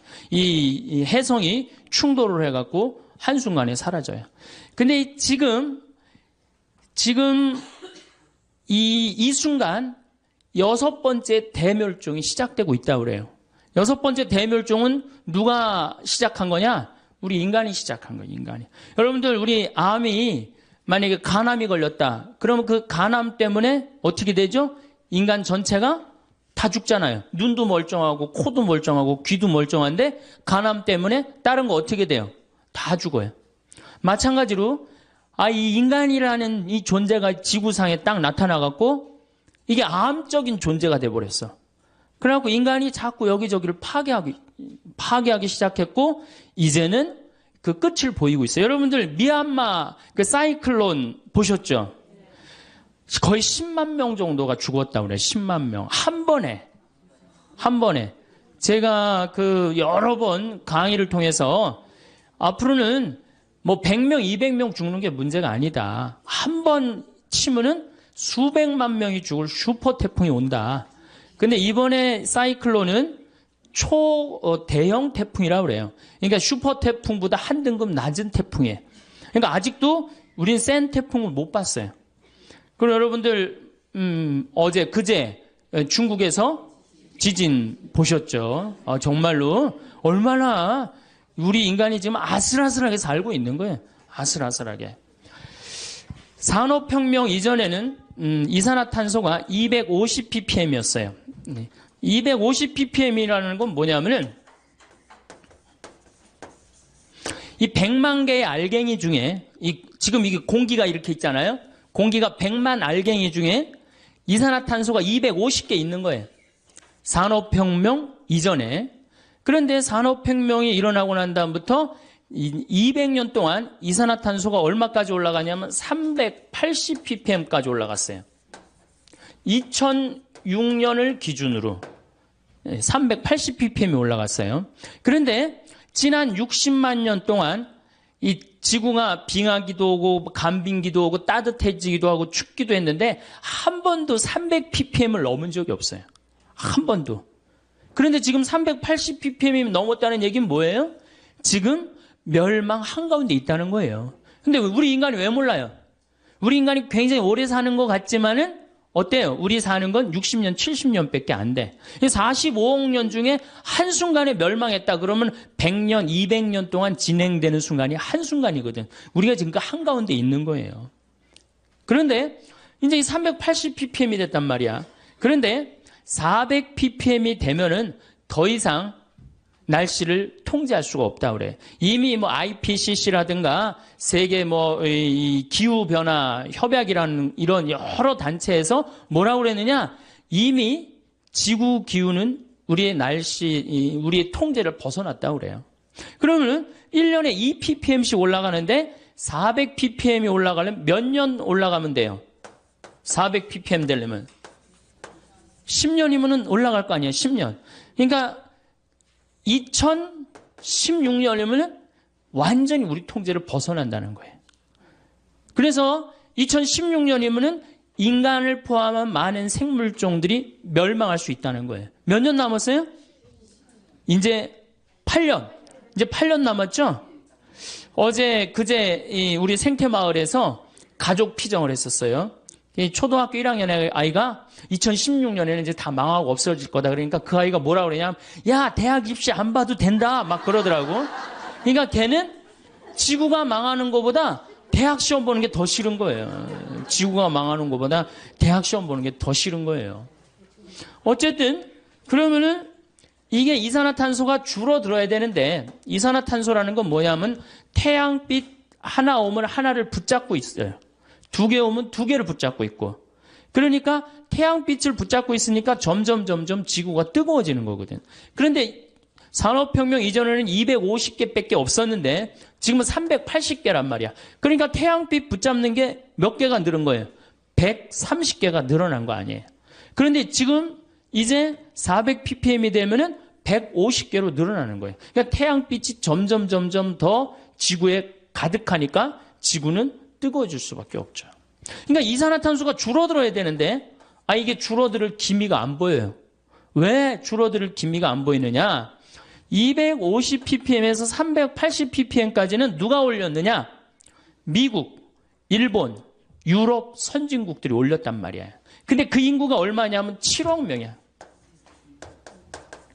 근데 이제 380ppm에서 400ppm이 될 때 누가 올리느냐? 브라질, 러시아, 인도, 차이나 이 네 나라가 보통 올리는 게 아니에요. 이걸 유식한 말로 브릭스 4개국이라고 그래요. 그럼 브라질이 인구가 얼마냐? 여긴 7억인데 브라질이 1억 8천. 러시아가 얼마냐? 1억 6천. 인도가 얼마냐? 11억. 중국이 얼마냐? 13억. 그러니까 27억 명이 이제 석탄, 석유를 태워 없애는 거예요. 여러분, 이산화탄소가 줄어들겠어요? 늘어나겠어요? 당연히 늘어나죠. 그러니까 우리 미래가 희망적이기보다는 절망적이라는 거예요. 점점 이산화탄소가 늘어나면 지구는 점점 뜨거워지는 거죠. 이게 2016년이면 우리 통제를 벗어난다는 거예요. 몇 년? 정말로? 안 남았죠? 이제 8년 남은 거, 8년. 그 아이가, 야, 대학 시험 안 봐도 된다. 그럴 정도로. 그런데 이 브라질이 석유가 엄청나게 많습니다. 새로 또 330억 배럴이 발견이 돼요. 지금. 그래갖고 거의 세계 2위, 3위를 브라질이 다투고 있어요. 그 다음에 러시아도 석유가 굉장히 많고, 중국도 석유가 많아요. 인도만 석유가 좀 부족해요. 어쨌든 이 네 나라가 태워 없애니까 이산화탄소가 점점 늘어나요. 이거 얼마나 뜨거우냐? 작년에 여러분들 북극이 캐나다 퀸즈 대학이라는 곳에서 연구를 했는데 북극이 온도가 몇 도까지 올라가느냐면은 아무리 많이 올라가야 5도 올라가는 데인데 몇 도 올라가냐면 작년에 22도 올라갔어요. 22도. 그러니까 여러분 한번 생각해 보세요. 북극의 얼음이 막 녹을 것 같아요? 안 녹을 것 같아요? 그래서 작년에 3분의 1이 녹았어요. 그래서 일본은 유럽을 가는데 이제는 어디로 가요? 옛날에는 이렇게 인도로 해서 돌아서 갔는데 지금 북극으로 바로 유럽을 가면 굉장히 가까워지잖아요. 그래서 북극의 항로를 개척을 할 계획을 갖고 있다는 거예요.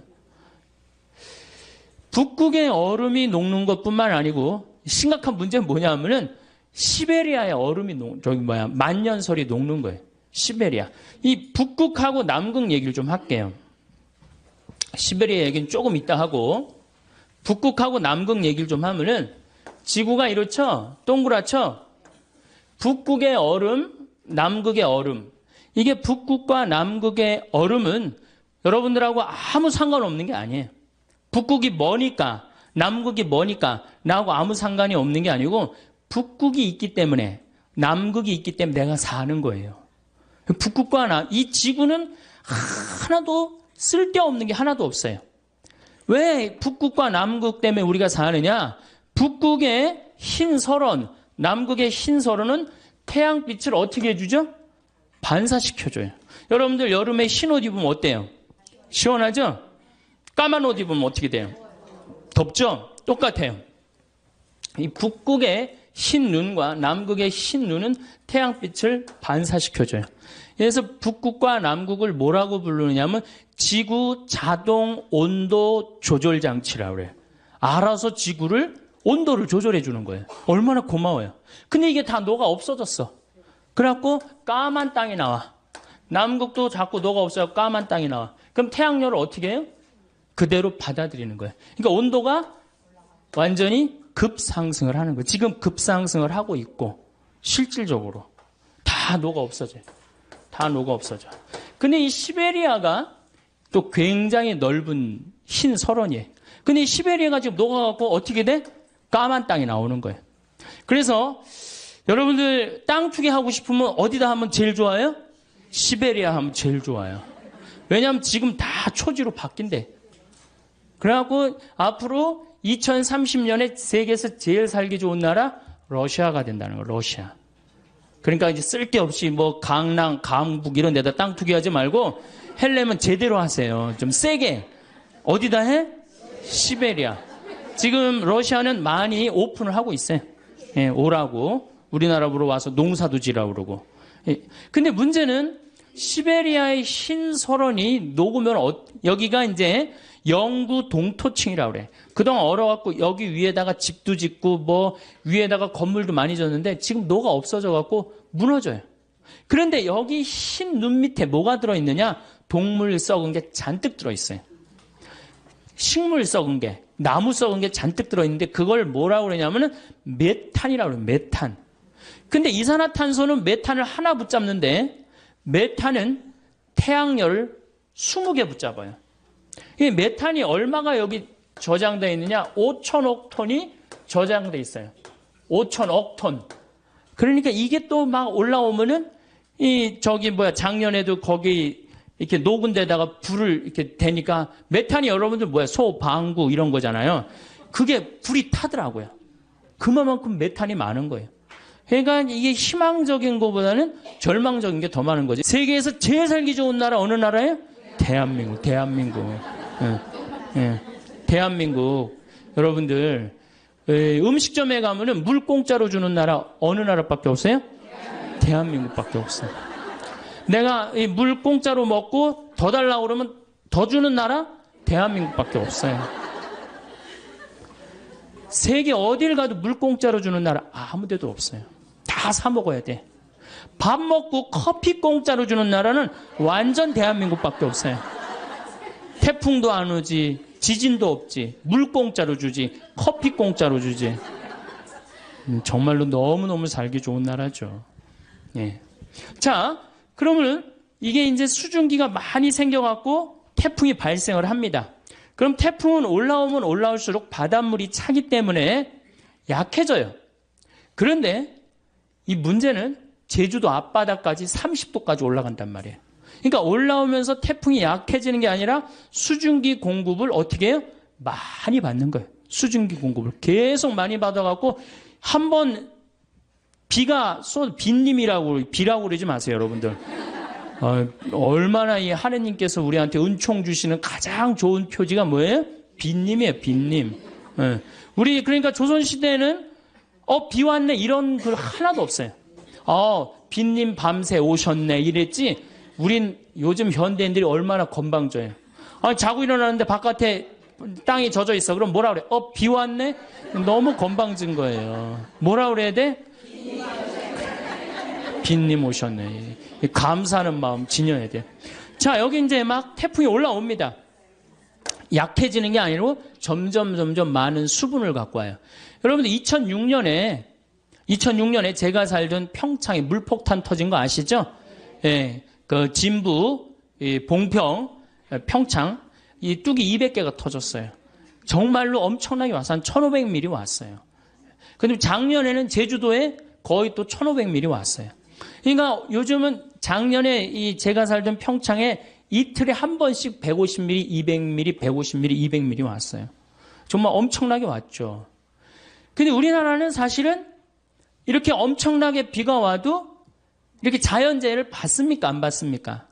거의 안 받아요. 요건 제가 둘째 시간 때 말씀을 왜 거의 안 받는 나라냐면은 저 나무 때문에 그래요. 산에 나무가 저렇게 많은 나라는 세계에서 우리나라밖에 없어요. 물론 일본이 산에 나무가 많아요. 근데 아까 말씀드렸듯이 지진이 1년에 5,000번 일어나는 나라예요. 근데 우리나라는 산에 유엔에서 공식적으로 발표를 합니다.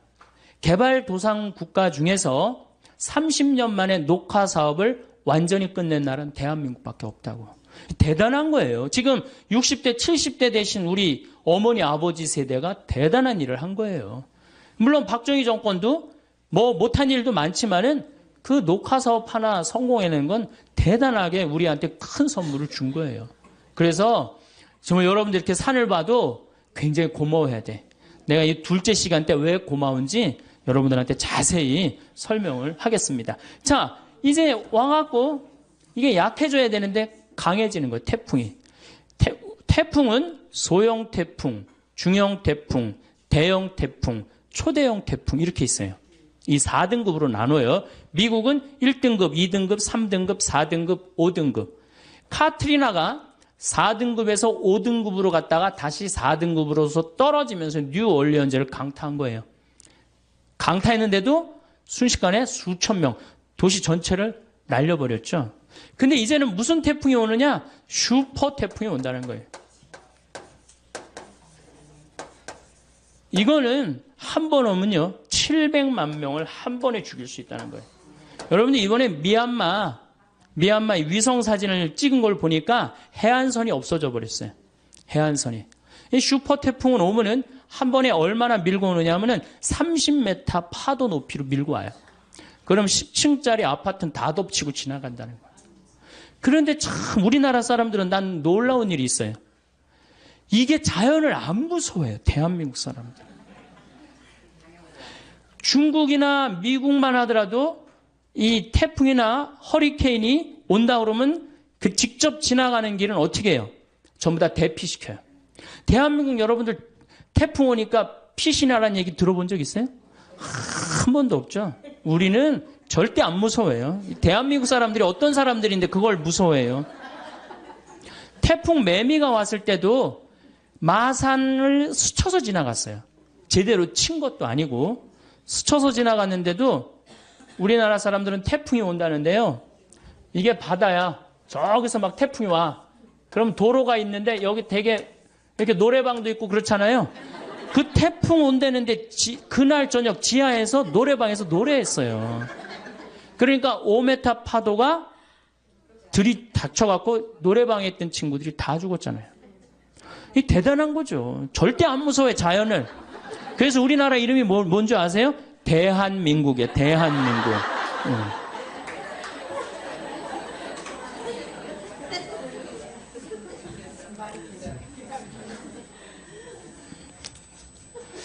그런데 이렇게 지구가 뜨거워지는 결정적인 이유는 석유하고 석탄 때문이에요. 그렇죠? 석유하고 석탄을 너무 많이 떼갖고 지금 우리가 이렇게 뜨거워지고 있는 거예요.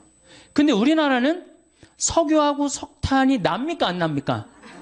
안 나죠? 근데 우리나라 사람들은요, 우리 자신이 산유국인 줄 알고 살아요. 우리나라 사람들 석유 쓰는 걸 보면요, 내가 산유국인 양 써요. 우리나라가 에너지 사용량이 100이면은 OECD 국가는 72를 씁니다. OECD 국가, 경제개발협력기구 국가들은 일본은 35를 써요. 독일이 85, 미국이 75, 프랑스가 81, 우리나라는 100을 써요. 그러니까 얼마나 많이 에너지를 쓰는 거예요. 겨울에 보면 나는 겨울철에 제일 꼴보기 싫은 사람이 누구냐면 반팔 입고 돌아다니는 여자들. 제일 꼴보기 싫어요. 방에 보일러 떼놔갖고 너무 더워갖고 어떻게 하는 거야? 반팔 입고. 여러분들 유럽에 가보면요, 겨울에 다 어떻게 하고 있어요? 다 옷 입고 담요 다 덮고 있어요. 온도 안 올립니다. 에너지 절약한다고. 독일은요, 우리나라하고 똑같이 석유가 한 방울도 안 나요. 독일은. 그래서 70년대 오일 쇼크를 받고 독일이 내린 결론이 뭐냐? 에너지 절약이에요. 우린 절약해야 된다. 그래갖고 이 독일이 얼마만큼 절약을 했냐면 에너지의 45%까지 절약을 해요. 우리나라도 지금 에너지 절약에 들어가면은 그렇게 충분히 할 수 있어요. 근데 우리나라 사람 지금 정신을 내가 보니까 못 차려. 독일은 차가 막혀. 그럼 어떻게 하냐면 다 시동 끄고 내립니다. 시동을 끄고 다 내리고 그냥 밀고 가요. 대화하면서. 석유 아낀다고. 근데 우리는 차 막히면 어떻게 해요? 에어컨 켜놓고 차 안에서 꼼짝 안 하고 있잖아요. 그 수많은 차들이 그냥 저기 영동고속도로, 경부고속도로, 무슨 뭐 서해안고속도로 꽉 채우고. 생각을 해보세요. 이 조그만 나라에 자동차가 1600만 대가 있어요. 1600만 대. 지금 중국이 얼마냐? 3000만 대밖에 없어요. 13억이 3000만 대를 쓰는데 4500만이 1600만 대를 써요. 그래도 잘 먹고 잘 사는 거 보면 신기하지 않아요? 저는 신비해요, 신비. 대한민국이 이렇게 넉넉하게 먹고 사는 거 신비해요. 그 다음에 밤에 나가보면요, 내가 서울에 오면 정신을 못 차려요. 밤에 밤강에 오면은요, 이건 라스베가스 저리 가라요. 번쩍번쩍해요. 여러분들, 제가 유럽에 여러 번 가봤는데, 유럽에 가보면 밤이 깜깜해요. 다 그 시간에 뭐예요? 다 집에 들어가 있어요. 우리나라는 밤만 되면 다 나와. 밤만 되면 다 나와갖고 그냥 그 밤새. 그리고 여러분들 그 도시의 그 유럽의 밤, 파리의 밤, 뭐 로마의 밤은 어두컴컴해요. 진짜로 어두컴컴해. 근데 우리는 내가 그 사당동 요새 강의 그쪽에 많이 나가는데 그 사당동 거기 보면요, 번쩍번쩍번쩍해요. 낮인지 밤인지. 그러니까 우리가 산유국인 줄 알고 산다니까. 여름에는 에어컨을 너무 많이 떼갖고 어떻게 해요? 냉방병에 걸리고. 겨울에는 너무 뜨겁게 해서 반팔 입고 다니고. 이 제정신이에요? 제정신 아니에요? 이 제정신 아닙니다. 우리나라 사람들이요, 정말로 정신 차려야 돼요. 지금 우리가 다른 거에 신경 쓸 게 아니에요. 석유가 여러분들 2000년에 겨우 얼마였냐? 18달러였어요. 18달러. 1배럴에. 1배럴이라고 그러면은 159리터야. 159리터면 여러분들 이렇게 드럼통이라고 그러죠? 드럼통. 그거 한 통이에요. 그게 18달러야. 작년 9월에 몇 달러냐? 80달러야. 오늘 보니까 126달러야. 우리나라는 140달러가 넘었으면 우리나라 경제 못 견딥니다. 왜냐하면 작년에 3,400억 달러 정도 수입을 했는데, 그 정도 수입을 했는데 석유하고 에너지만 얼마를 수입했느냐? 1,000억 달러를 했어요. 석유 단일 품목만. 그러니까 우리는 석유 다 해갖고 물건 만들어서 팔아갖고 뭘로 다 날려버려요? 석유 들어오는 걸 다 날려버려요. 만약에 우리가 에너지 절약을 30% 하면 300억 달러 절약할 수 있는 거예요. 올해는 여러분들 얼마? 석유만 1,000억 달러예요. 다른 에너지, 뭐 LNG, LPG, 석탄까지 하면 1,400억 달러 정도를 수입을 한대요. 그럼 우리가 견딜 것 같아요? 이미 못 견디는 선에 들어섰어요. 왜냐하면 물가가 4.5% 이렇게 올라가고 있어요, 우리. 그러니까 정말 어려운 거예요. 내가 평창에서 강의한다고 여기 강의 한번 나오면은 기름값이 딱 10만 원 들어가요. 10만 원. 그래 이제 강의도 못 다니게 생겼어요. 예. 예. 평창에서 여기 10시까지 돼서 올라오면 버스 없거든요, 아침에는. 그리고 우린 6시면 해 떨어지면 차 안 다니거든, 평창은. 그러니 어떻게 강의를 나와. 예, 참 어려운 거예요. 저는 괜찮아요. 혼자니까. 여러분들 중에 140달러 넘어 여기 반 이상은 다 절대 안 납니다. 반 이상은 또 다 부도나요. 석유값하고 교회하고 무슨 상관이냐? 여러분들 못 먹고 못 살면 성당 나갈 수 있어요, 없어요? 못 나. 헌금이라도 좀 있어야지 그래도 성당 나갈 거 아니야. 헌금도 없는데 어떻게 성당을 나가. 그러니까 이 석유값 이거 떨어뜨려야 되기도 하지만 우리는 석유가 없기 때문에 방법 뭐밖에 없어요? 절약밖에 없어요. 근데 우리는 온 천지에 불 다 켜놓고 그냥 밤에 그냥 네온사인 번쩍번쩍하고 먹긴 또 얼마나 먹어요. 내가 일본에 가갖고 회 정식을 먹는데 회가 딱 2첩 나왔어요. 그래갖고 이제 2첩을 딱 먹고 기다리고 있었어요. 나올 줄 알고. 난 이게 애퍼타이저인 줄 알았어요. 그래갖고 하도 안 나오길래 가이드한테 야, 왜 회 정식 시켰는데 안 나오냐 그러니까 아까 먹었지 않느냐고 그러더라고요. 우리나라는 어때요? 횟집에 가면은 일단 가면 뭐가 나와요? 소라 나오지, 해삼 나오지, 멍게 나오지, 오징어 썰어 좀 내보내지, 거기다가 개불, 또 괜찮은 집은 저기 뭐예요? 전복까지. 회 나오기 전에 벌써 배불러. 그래갖고 이제 회가 나오면 어떻게 나와? 이만한 접시에 가득 나옵니다. 가득. 그럼 그걸 또 고통스럽지만 그걸 다 먹어. 아, 그리고 끝났는 줄 알았더니 뭐 나와요? 매운탕 또 나오잖아, 매운탕. 여러분들, 정말로 우리나라 사람들이요, 잘 먹고 잘 사는 거예요. 나는 우리나라가 못 먹고 못 산다고 그러는 게 이해가 안 가요. 물론 못 먹고 못 사는 층이 있어요. 그러나 국민의 대부분은 뭐예요? 내가 보기엔 과하게 잘 먹어요. 국민의 대부분은. 그래서 우리나라가 음식 쓰레기가 1년에 얼마가 나가냐면 17조 원이 음식 쓰레기로 나가요. 170억 달러가 음식 쓰레기로 나간다. 이게 북한 주민 30년 먹여 살릴 거를 1년에 음식 쓰레기로 날려버리는 거예요. 여기 다 주부시잖아요. 냉장고에 버리는 거 얼마나 많아요? 솔직히 많죠? 또 내가 외식을 하러 나가면 어때요? 먹는 반찬보다 안 먹는 반찬이 훨씬 많아요. 그게 다 쓰레기로 나가는 거예요. 다 쓰레기로 나가는 거예요. 지금 아무것도 없으면서 석유도 없고 석탄도 없고 그렇다고 식량이 많으냐? 식량도 없고. 그 식량 얘기 내가 다음 시간에 이제 하겠지만은 여러분들 미국이 왜 이라크를 침략했어요? 그래, 누구나 다 석유로 알고 있어요. 석유 때문이에요. 텍사스에서는 1배럴을 뽑아내기 위해서 관정을 합니다. 뚫는데 돈이 얼마가 들어가느냐? 1배럴 뽑아내는데 $17 들어가요. 근데 이라크에서는 1배럴을 뽑는데 얼마가 들어가느냐? $1 들어요. $1. 비용이. 그러니까 이라크는 빨대만 꽂으면 다 나온다는 거예요. 탐이 나겠어요? 안 나겠어요? 탐이 납니다. 러시아는 어느 나라를 포기하지 않느냐? 체첸이라는 나라를 포기하지 않아요. 왜냐하면 체첸이 그렇게 큰 나라가 아니에요. 한 50만이 사는데 그 나라 전체의 석유가 다 나요. 그러니까 막 테러, 초등학교 애들 몇백 명 죽이고 테러 했었잖아요. 몇 년 전에. 그래도 러시아 눈도 껌떡하지 않아요. 왜? 석유가 있으니까. 이미 세계는 석유 전쟁에 들어가 있어요.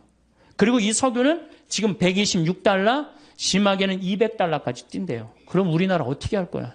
지금 소 갖고 그냥 난리치고 그냥 눈 자고 나면 소, 또 자고 나면 소 얘기하는데 소 얘기할 때가 아니에요, 지금. 석유 $126 뛰는 게 문제예요. 그래, 석유는, 소는 안 먹으면 되지, 소는. 그리고 여러분들, 소 얘기 나왔으니까 소 얘기 좀 하면은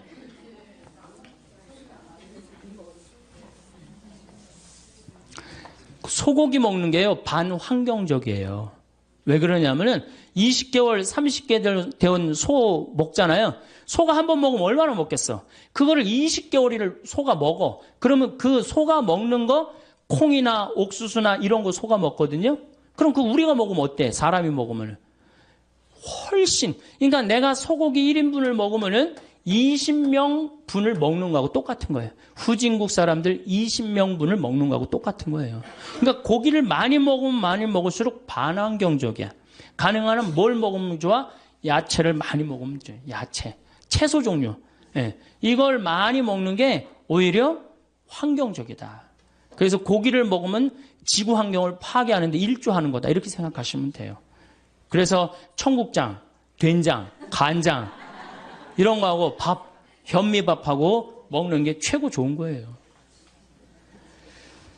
그러면 이제 자, 석유가 이제 $126까지 올라갔어요.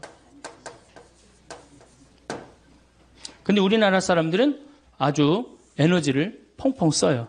낮이고 밤이고. 근데 우리나라가 왜 이렇게 잘 살아요? 신기하지 않아요? 똑똑한 머리 때문에 그래요. 사실은. 이미 5년 동안 우리나라는 배 수주를 다 끝냈어요. 자동차 잘 만듭니다. 차, 제가 유럽에 가갖고, 뭐, 다른 나라에 가갖고, 뭐, 벤츠, 크라이슬러, 뭐, BMW 다 타봤어요. 왜냐면 택시가 걔네들은 다 그런 거예요. 그래갖고 다 타봤는데, 우리나라 그랜저만 못해요. 얼마나 좋은데요. 사실 실질적으로 2년 연속 그랜저가 유럽 차 선호도 1위예요. 지금 막 우리나라에서 막 외제차 타고 다니는 사람들 다 정신 나간 사람들이에요. 죄송한 얘기지만. 왜? 그거보다 훨씬 좋은 차 우리나라 차 있는데 왜 다른 나라 차를 사요? 그거 한번 고장나면 부속품 사기도 힘들대는데. 우리는 그냥 고장나면 제깍제깍 동네에서 다 할 수 있는 건데. 우리나라 차 좋습니다. 차 잘 만들죠. 배 잘 만들죠. 핸드폰 잘 만들죠. 핸드폰. 제가 항상 하는 얘기지만 이 핸드폰 하나로 $300억 수출해요. 저는 우리나라 사람들 대단하다고 생각해요. 근데 우리나라는 지금 많은 에너지를 어디에 의존하느냐? 원자력 발전소에 의존을 합니다. 우리나라가 지금 원자력 발전소가 16기가 돌아가요. 16기. 근데 지금 이 전기의 40%는 원자력에 의존하는 거예요, 우리나라가. 1986년 4월 26일 날, 벌써 22년 전 얘기죠. 이 소련이죠. 소련의 이 체르노빌 원자력 발전소가 터집니다. 기억나시죠? 예. 그때 터졌을 때 30만 명이 죽었어요. 그리고 지금도 500만 명이 고통을 호소하고 있다고 그래요. 한 번 터지면 반경 100km 못 살아요. 그리고 이 체르노빌 원자력 발전소 터져갖고 어떻게 그 방사능을 처리할 수가 없어갖고 지금 콘크리트로 막아놨어요. 근데 아직도 끓고 있다고 그래요. 10만 년 동안 끓는다고 그래요. 10만 년 동안. 방사능이 그 안에서. 근데 우리나라는 이게 남쪽에 16개가 지금 돌아가고 있어요. 물론 이게 에너지가 없는 나라에서 원자력은 매력이 있습니다. 그렇지만 방사능 폐기물, 여러분 핵 폐기물 얘기 많이 들었죠? 그거 이제 어디다 버릴 데가 없는 거. 내가 월성 원자력 발전소에 들어가 보니까 핵 폐기물을 쌓아놨는데 5단, 6단으로 쌓아놨어요. 갈 데가 없어요. 벌써 한 7, 8년 전에. 그러니까 이거를 이제 저장고를 만든다고 우리나라가 얼마나 갈등을 일으켰어요.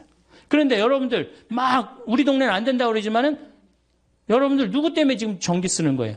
원자력 발전소 때문에 전기 쓰는 거예요. 그래갖고 왜 앞으로 2015년에 26기가 더 돌아간대요. 그러니까 총 26기가. 왜 이렇게 원자력 발전소를 많이 만드느냐? 그 원자력 발전소 IAEA 위원이라는 분한테 물어봤어요. 그랬더니 에어컨 때문이래요. 여름에 에어컨을 너무 많이 떼갖고 순간 출력이 올라가갖고 전기가 딱 차단이 되면은 산업시설이 얼마 전에 그랬죠. 산업시설이 한번 수백억, 수천억이 다 날아간다는 거예요. 근데 그게 이유가 뭐야? 에어컨 때문이라는 거예요. 여름엔 좀 더우면은 좀 이렇게 선풍기 좀 틀고 그러면 되는데 우리나라는 이게 산유국인 줄 알고 착각을 하고 막 들이대 대는 거예요. 이거 정말로 걱정이에요. 그래서 원자력 발전소는 더 세우지 말고 정말로 우리가 가야 되는 건 뭐냐? 풍력 발전기하고 태양광 발전기예요. 근데 우리나라는 사실 풍력이 좀 약합니다.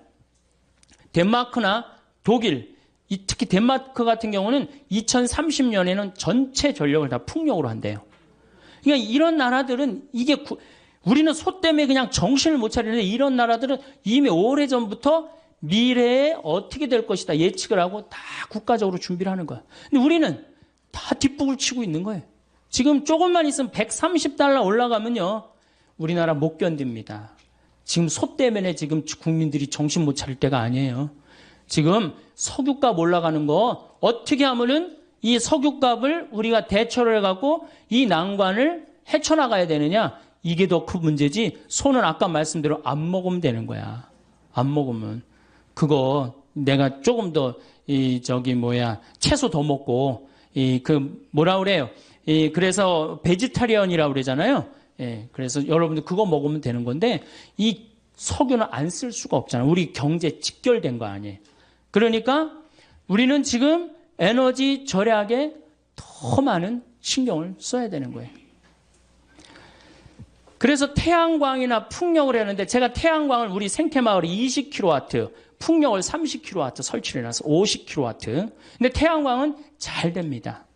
우리보다 우리는 한 1년에 220일 정도 햇빛이 내리쬐는데 독일은 150일밖에 없어요.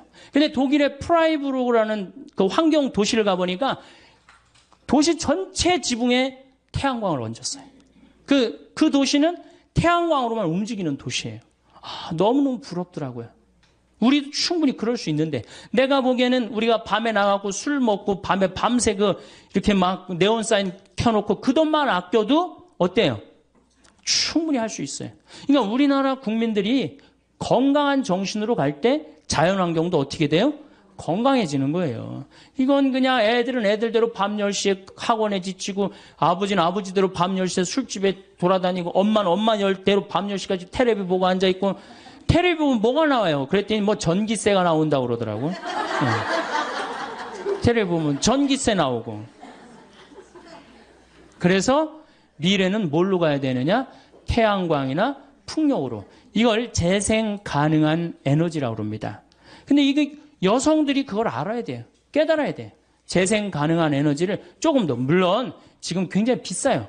그거 설치하고 그러는데, 근데 제 생각에는 국민들이 조금만 의식이 올라가면은 우리나라 국민들은요, 굉장히 똑똑하기 때문에 금방 그런 문제들을 해결해 나갈 수가 있어요. 그래서 환경이라는 문제는 이제는 교황님이 그랬어요. 뭐라고 그러셨느냐 하면은 환경은 몇몇 환경 운동가가 하는 일이 아니다. 이제는 누가 하는 거다? 지구에서 사는 모든 한 명 한 명이 다 환경 운동가가 돼야 된다. 그래서 여러분들도 코드 같은 경우도 드라큘라라고 그러잖아요. 드라큘라. 전기 10%의 전기를 계속 쓰는 거예요. 코드 꽂아두면은 그런 코드 같은 거 빼두고 냉장고 꽉꽉 안 채우고 때마다 벼두고 사서 막 하지 말고 그런 하나하나의 노력이 이 지구 환경을 건강하게 만드는 거예요. 지구 온난화는 제 생각에는 이게 지금 정말로 절박한 거예요. 절박한 거고, 그런데 왜 우리나라는 절박하게 느껴지지 않아요? 37도, 38도에 사는 사람들은 맨 마지막으로 느낍니다. 어디 사람들이 절박하게 늘려요? 투발루라는 나라, 없어져 버려가고 있어요. 남태평양에 있는 섬나라인데 9개 섬으로 돼 있는데 2개 섬이 없어져 버렸어요. 물에 잠겨갖고. 이게 해수면이 높아져갖고. 그 다음 벵골만이라고 이 방글라데시 앞에 이 굉장히 넓은 이 섬인데 반 이상이 잠겨버렸어요. 문선은 있는데 뭐가 없어? 땅 문선이 있는데 다 어디에 잠겨버렸어? 바다에 다 잠겨버렸어요. 이게 전부 다 극지방, 북극, 남극, 적도는 고통스러운데 우리는 맨 마지막에 오는 거예요.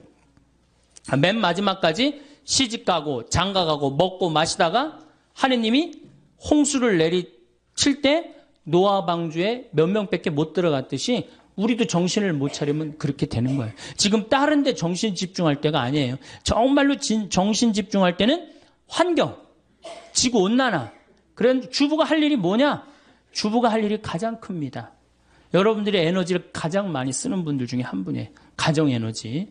그래서 그 에너지를 줄이는 역할을 이제는 정말로 공부를 해가면서 하나하나 개척을 해나갈 때 또 실천을 해나갈 때 지구 환경은 아름답게 보존이 될 거라고 생각을 합니다.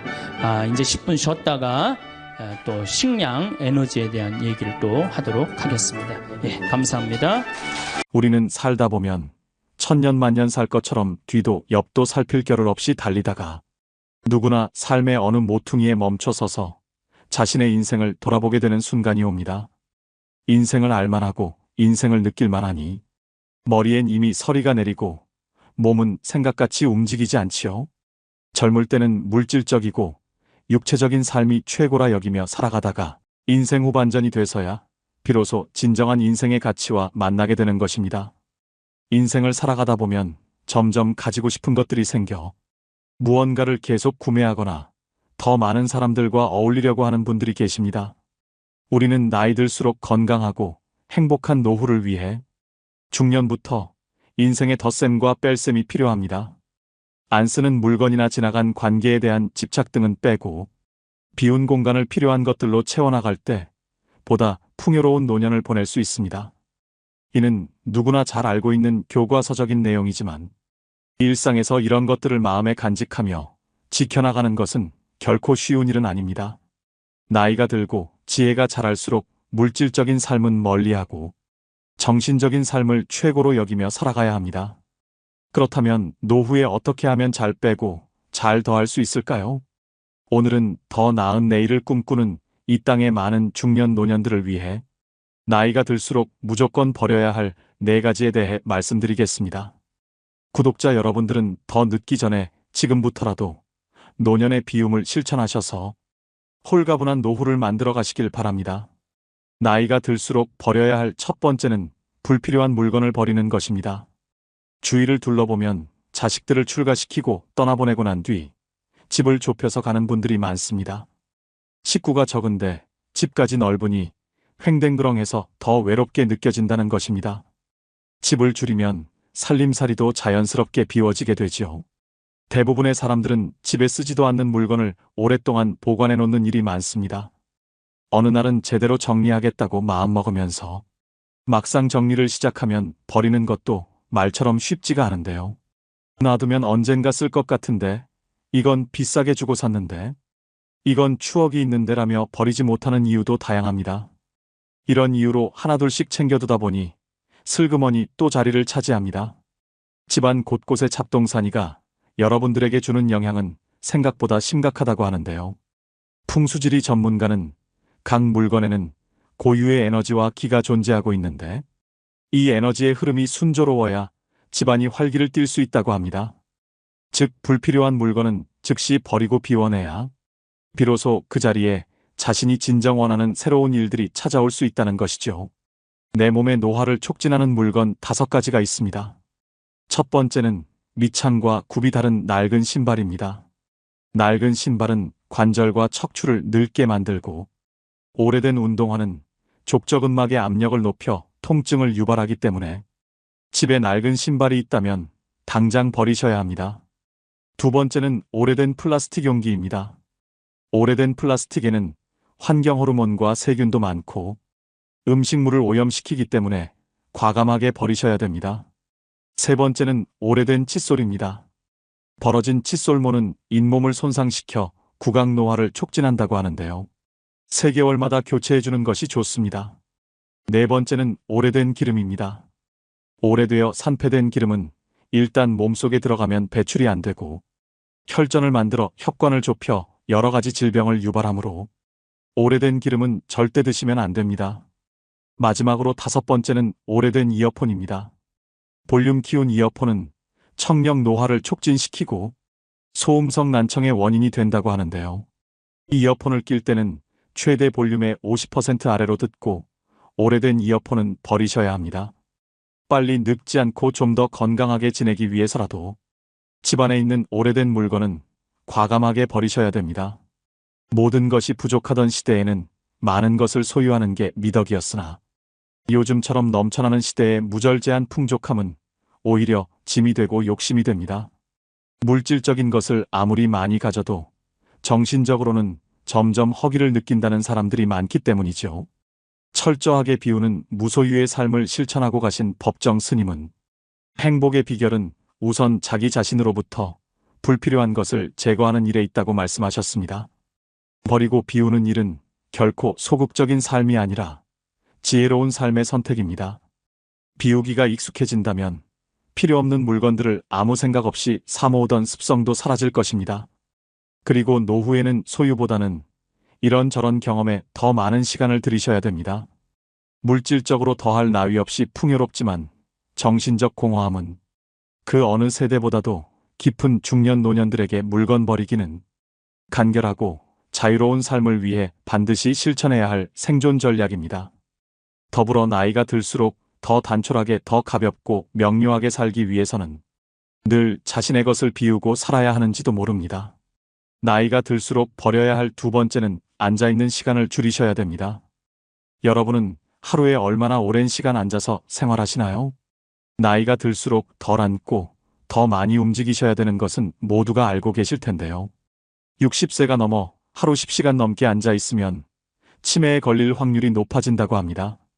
치매가 아니더라도 장시간 앉아 있는 사람은 하루 종일 몸을 움직이는 사람보다 당뇨병이나 심장마비 위험이 높고 하체비만 등이 발병하는 위험이 증가한다는 연구가 있는데요.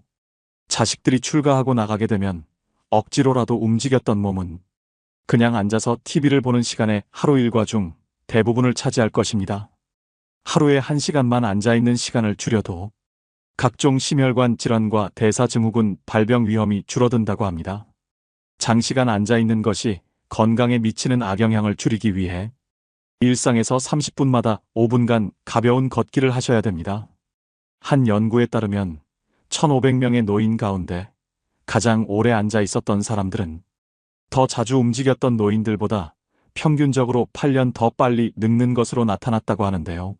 나이가 들어가며 신체 활동이 게을러지면 근육이 급격하게 줄어들고 기력이 떨어지면서 더욱 움직이기 싫은 마음이 생겨날 수 있습니다.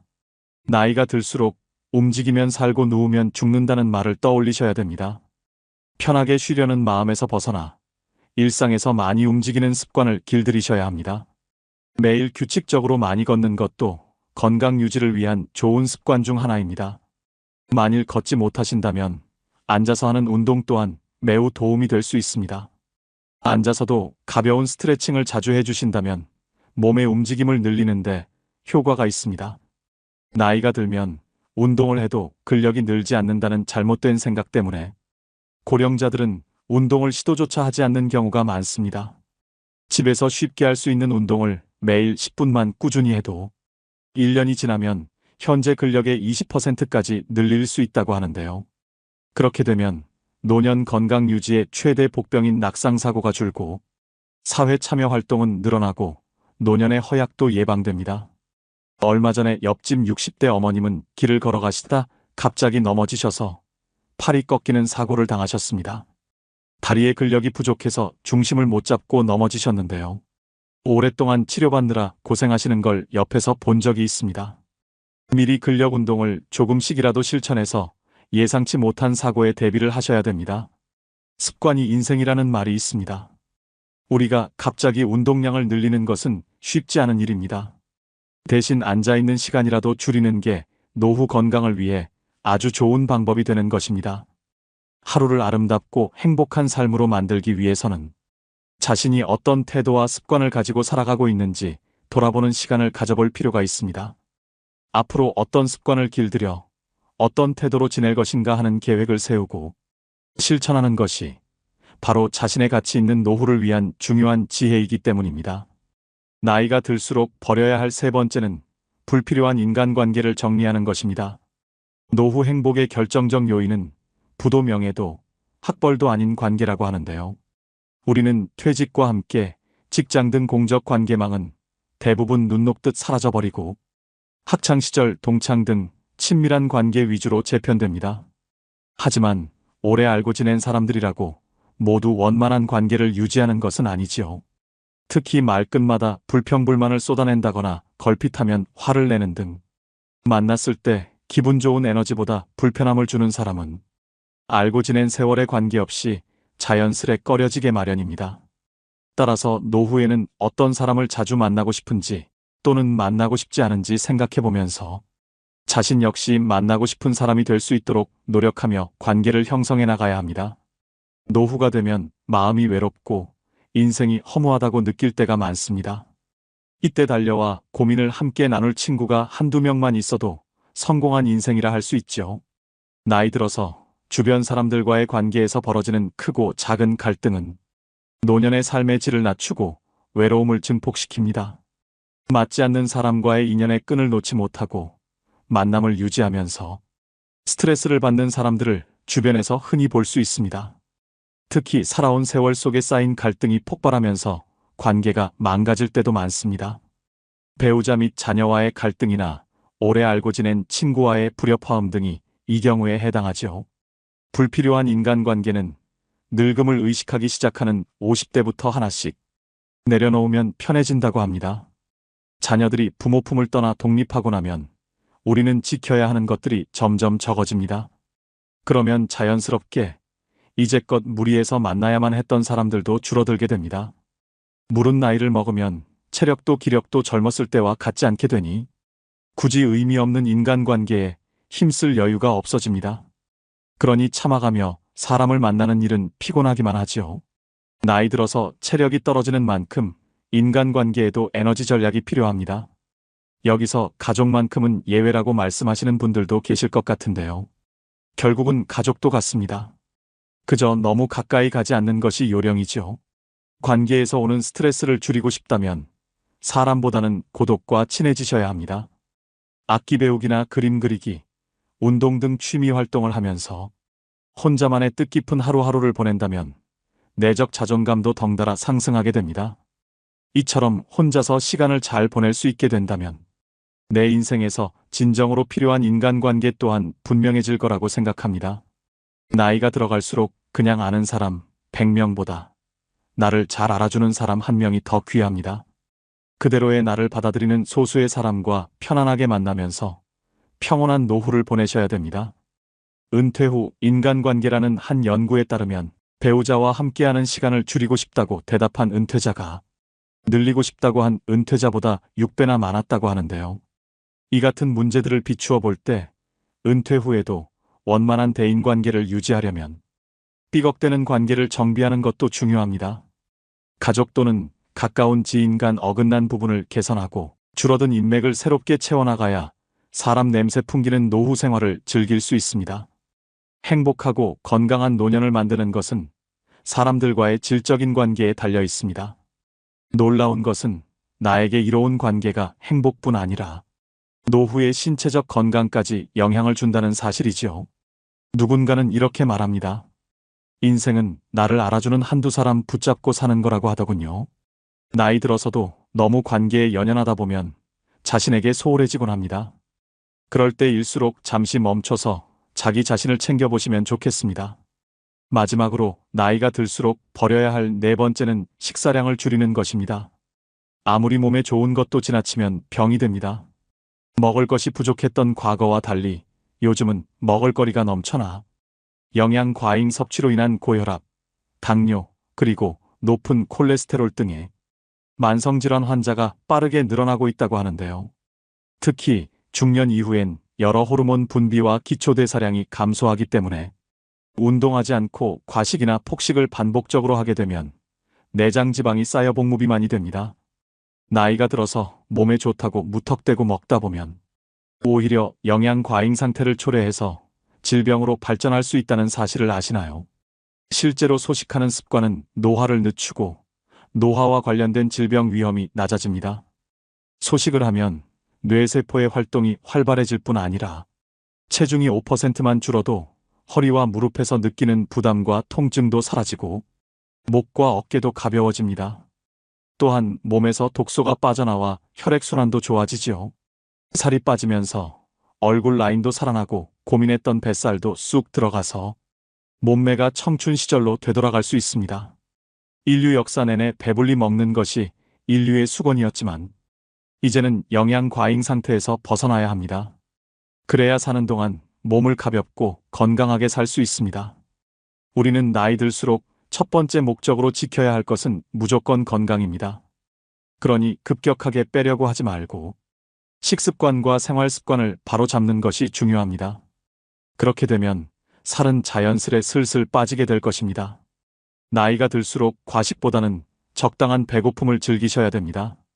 중년 이후에는 부족한 것을 더 먹는 것도 중요하지만 건강을 위협하는 나이살이 찌지 않도록 먹는 것을 줄여야 하는데요. 소식 습관을 유지하는데 도움이 되는 방법 3가지를 알려드리겠습니다. 첫 번째는 식사 시간을 적어도 20분 이상으로 유지하시고 음식도 많이 오래 씹으셔야 합니다. 두 번째는 수분 섭취가 중요합니다. 물이 부족할 경우 갈증을 배고픔으로 착각하여 과식하게 될 수도 있습니다. 세 번째는 그릇과 수저의 크기를 줄이는 것입니다. 처음부터 밥을 반 덜어놓고 먹고 작은 그릇을 이용하여 음식을 담습니다. 이처럼 나이가 들수록 먹는 것을 줄이는 것은 건강의 첫걸음입니다. 건강은 지나치게 강조해도 해가 되지 않습니다. 계속해서 말씀드리지만 인생을 살아가는 데 있어 중요한 것은 첫째도 둘째도 건강입니다. 젊었을 땐 하나라도 더 가지려고 몸 상하는 줄 모르고 살았지만 이제는 건강을 우선으로 챙기셔야 한다는 걸 항상 생각하셔야 합니다. 오늘의 영상 어떠셨나요? 우리는 나이가 들어가며 행복한 삶을 누리는 조건으로 건강한 몸과 함께하는 배우자, 하고픈 일들, 여유로운 자금, 그리고 남은 생을 동반할 친구 등을 흔히 떠올립니다. 하지만 누구나 그렇듯 생각한 대로 인생은 흘러가지 않습니다. 갑자기 건강에 이상이 생길 수도 있고 배우자, 친구와의 갈등이 깊어질 수도 있습니다. 일이 잘 풀려나가는 좋은 시간이나 일들이 꼬이며 어려움을 겪는 힘든 시간도 결국은 지나갑니다. 좋을 때나 어려울 때나 범사에 감사하며 이 또한 지나가리라를 마음에 간직하고 살아가는 것도 아름다운 삶의 지혜이죠. 흐르는 물을 되돌릴 수 없는 것과 마찬가지로 우리 인생도 결코 되돌릴 수 없습니다. 아름다운 삶을 위한 생활 수칙은 개인에 따라 다를 수 있지만 그 지침을 정해놓고 실행하는 것은 자신의 마음가짐에 달려 있습니다. 일상에서 외롭다는 마음과 불안감을 떨쳐내고 소소한 즐거움에도 웃음 지으며 지내는 작은 실천들이 행복을 맞이하는 지름길이기 때문입니다. 그러자면 비움의 실천이 중요하겠죠. 나이가 들수록 인생을 일찍 깨달았더라면 좀 더 성숙한 삶을 살았을 텐데라고 후회하는 날들도 있습니다. 아쉽고 안타깝지만 남은 세월이 있기에 체험보다 비움으로써 마음의 안정과 풍요로움을 얻으셔야 됩니다. 더불어 인생의 후반전을 맞이한 우리는 살아있으므로 얼마나 행복한가를 더욱 더 가슴 깊이 느끼며 살아가야 합니다. 오늘 말씀드린 나이 들수록 버려야 할 4가지를 꼭 실천하셔서 품격 있는 노후를 만들어 가시길 바랍니다.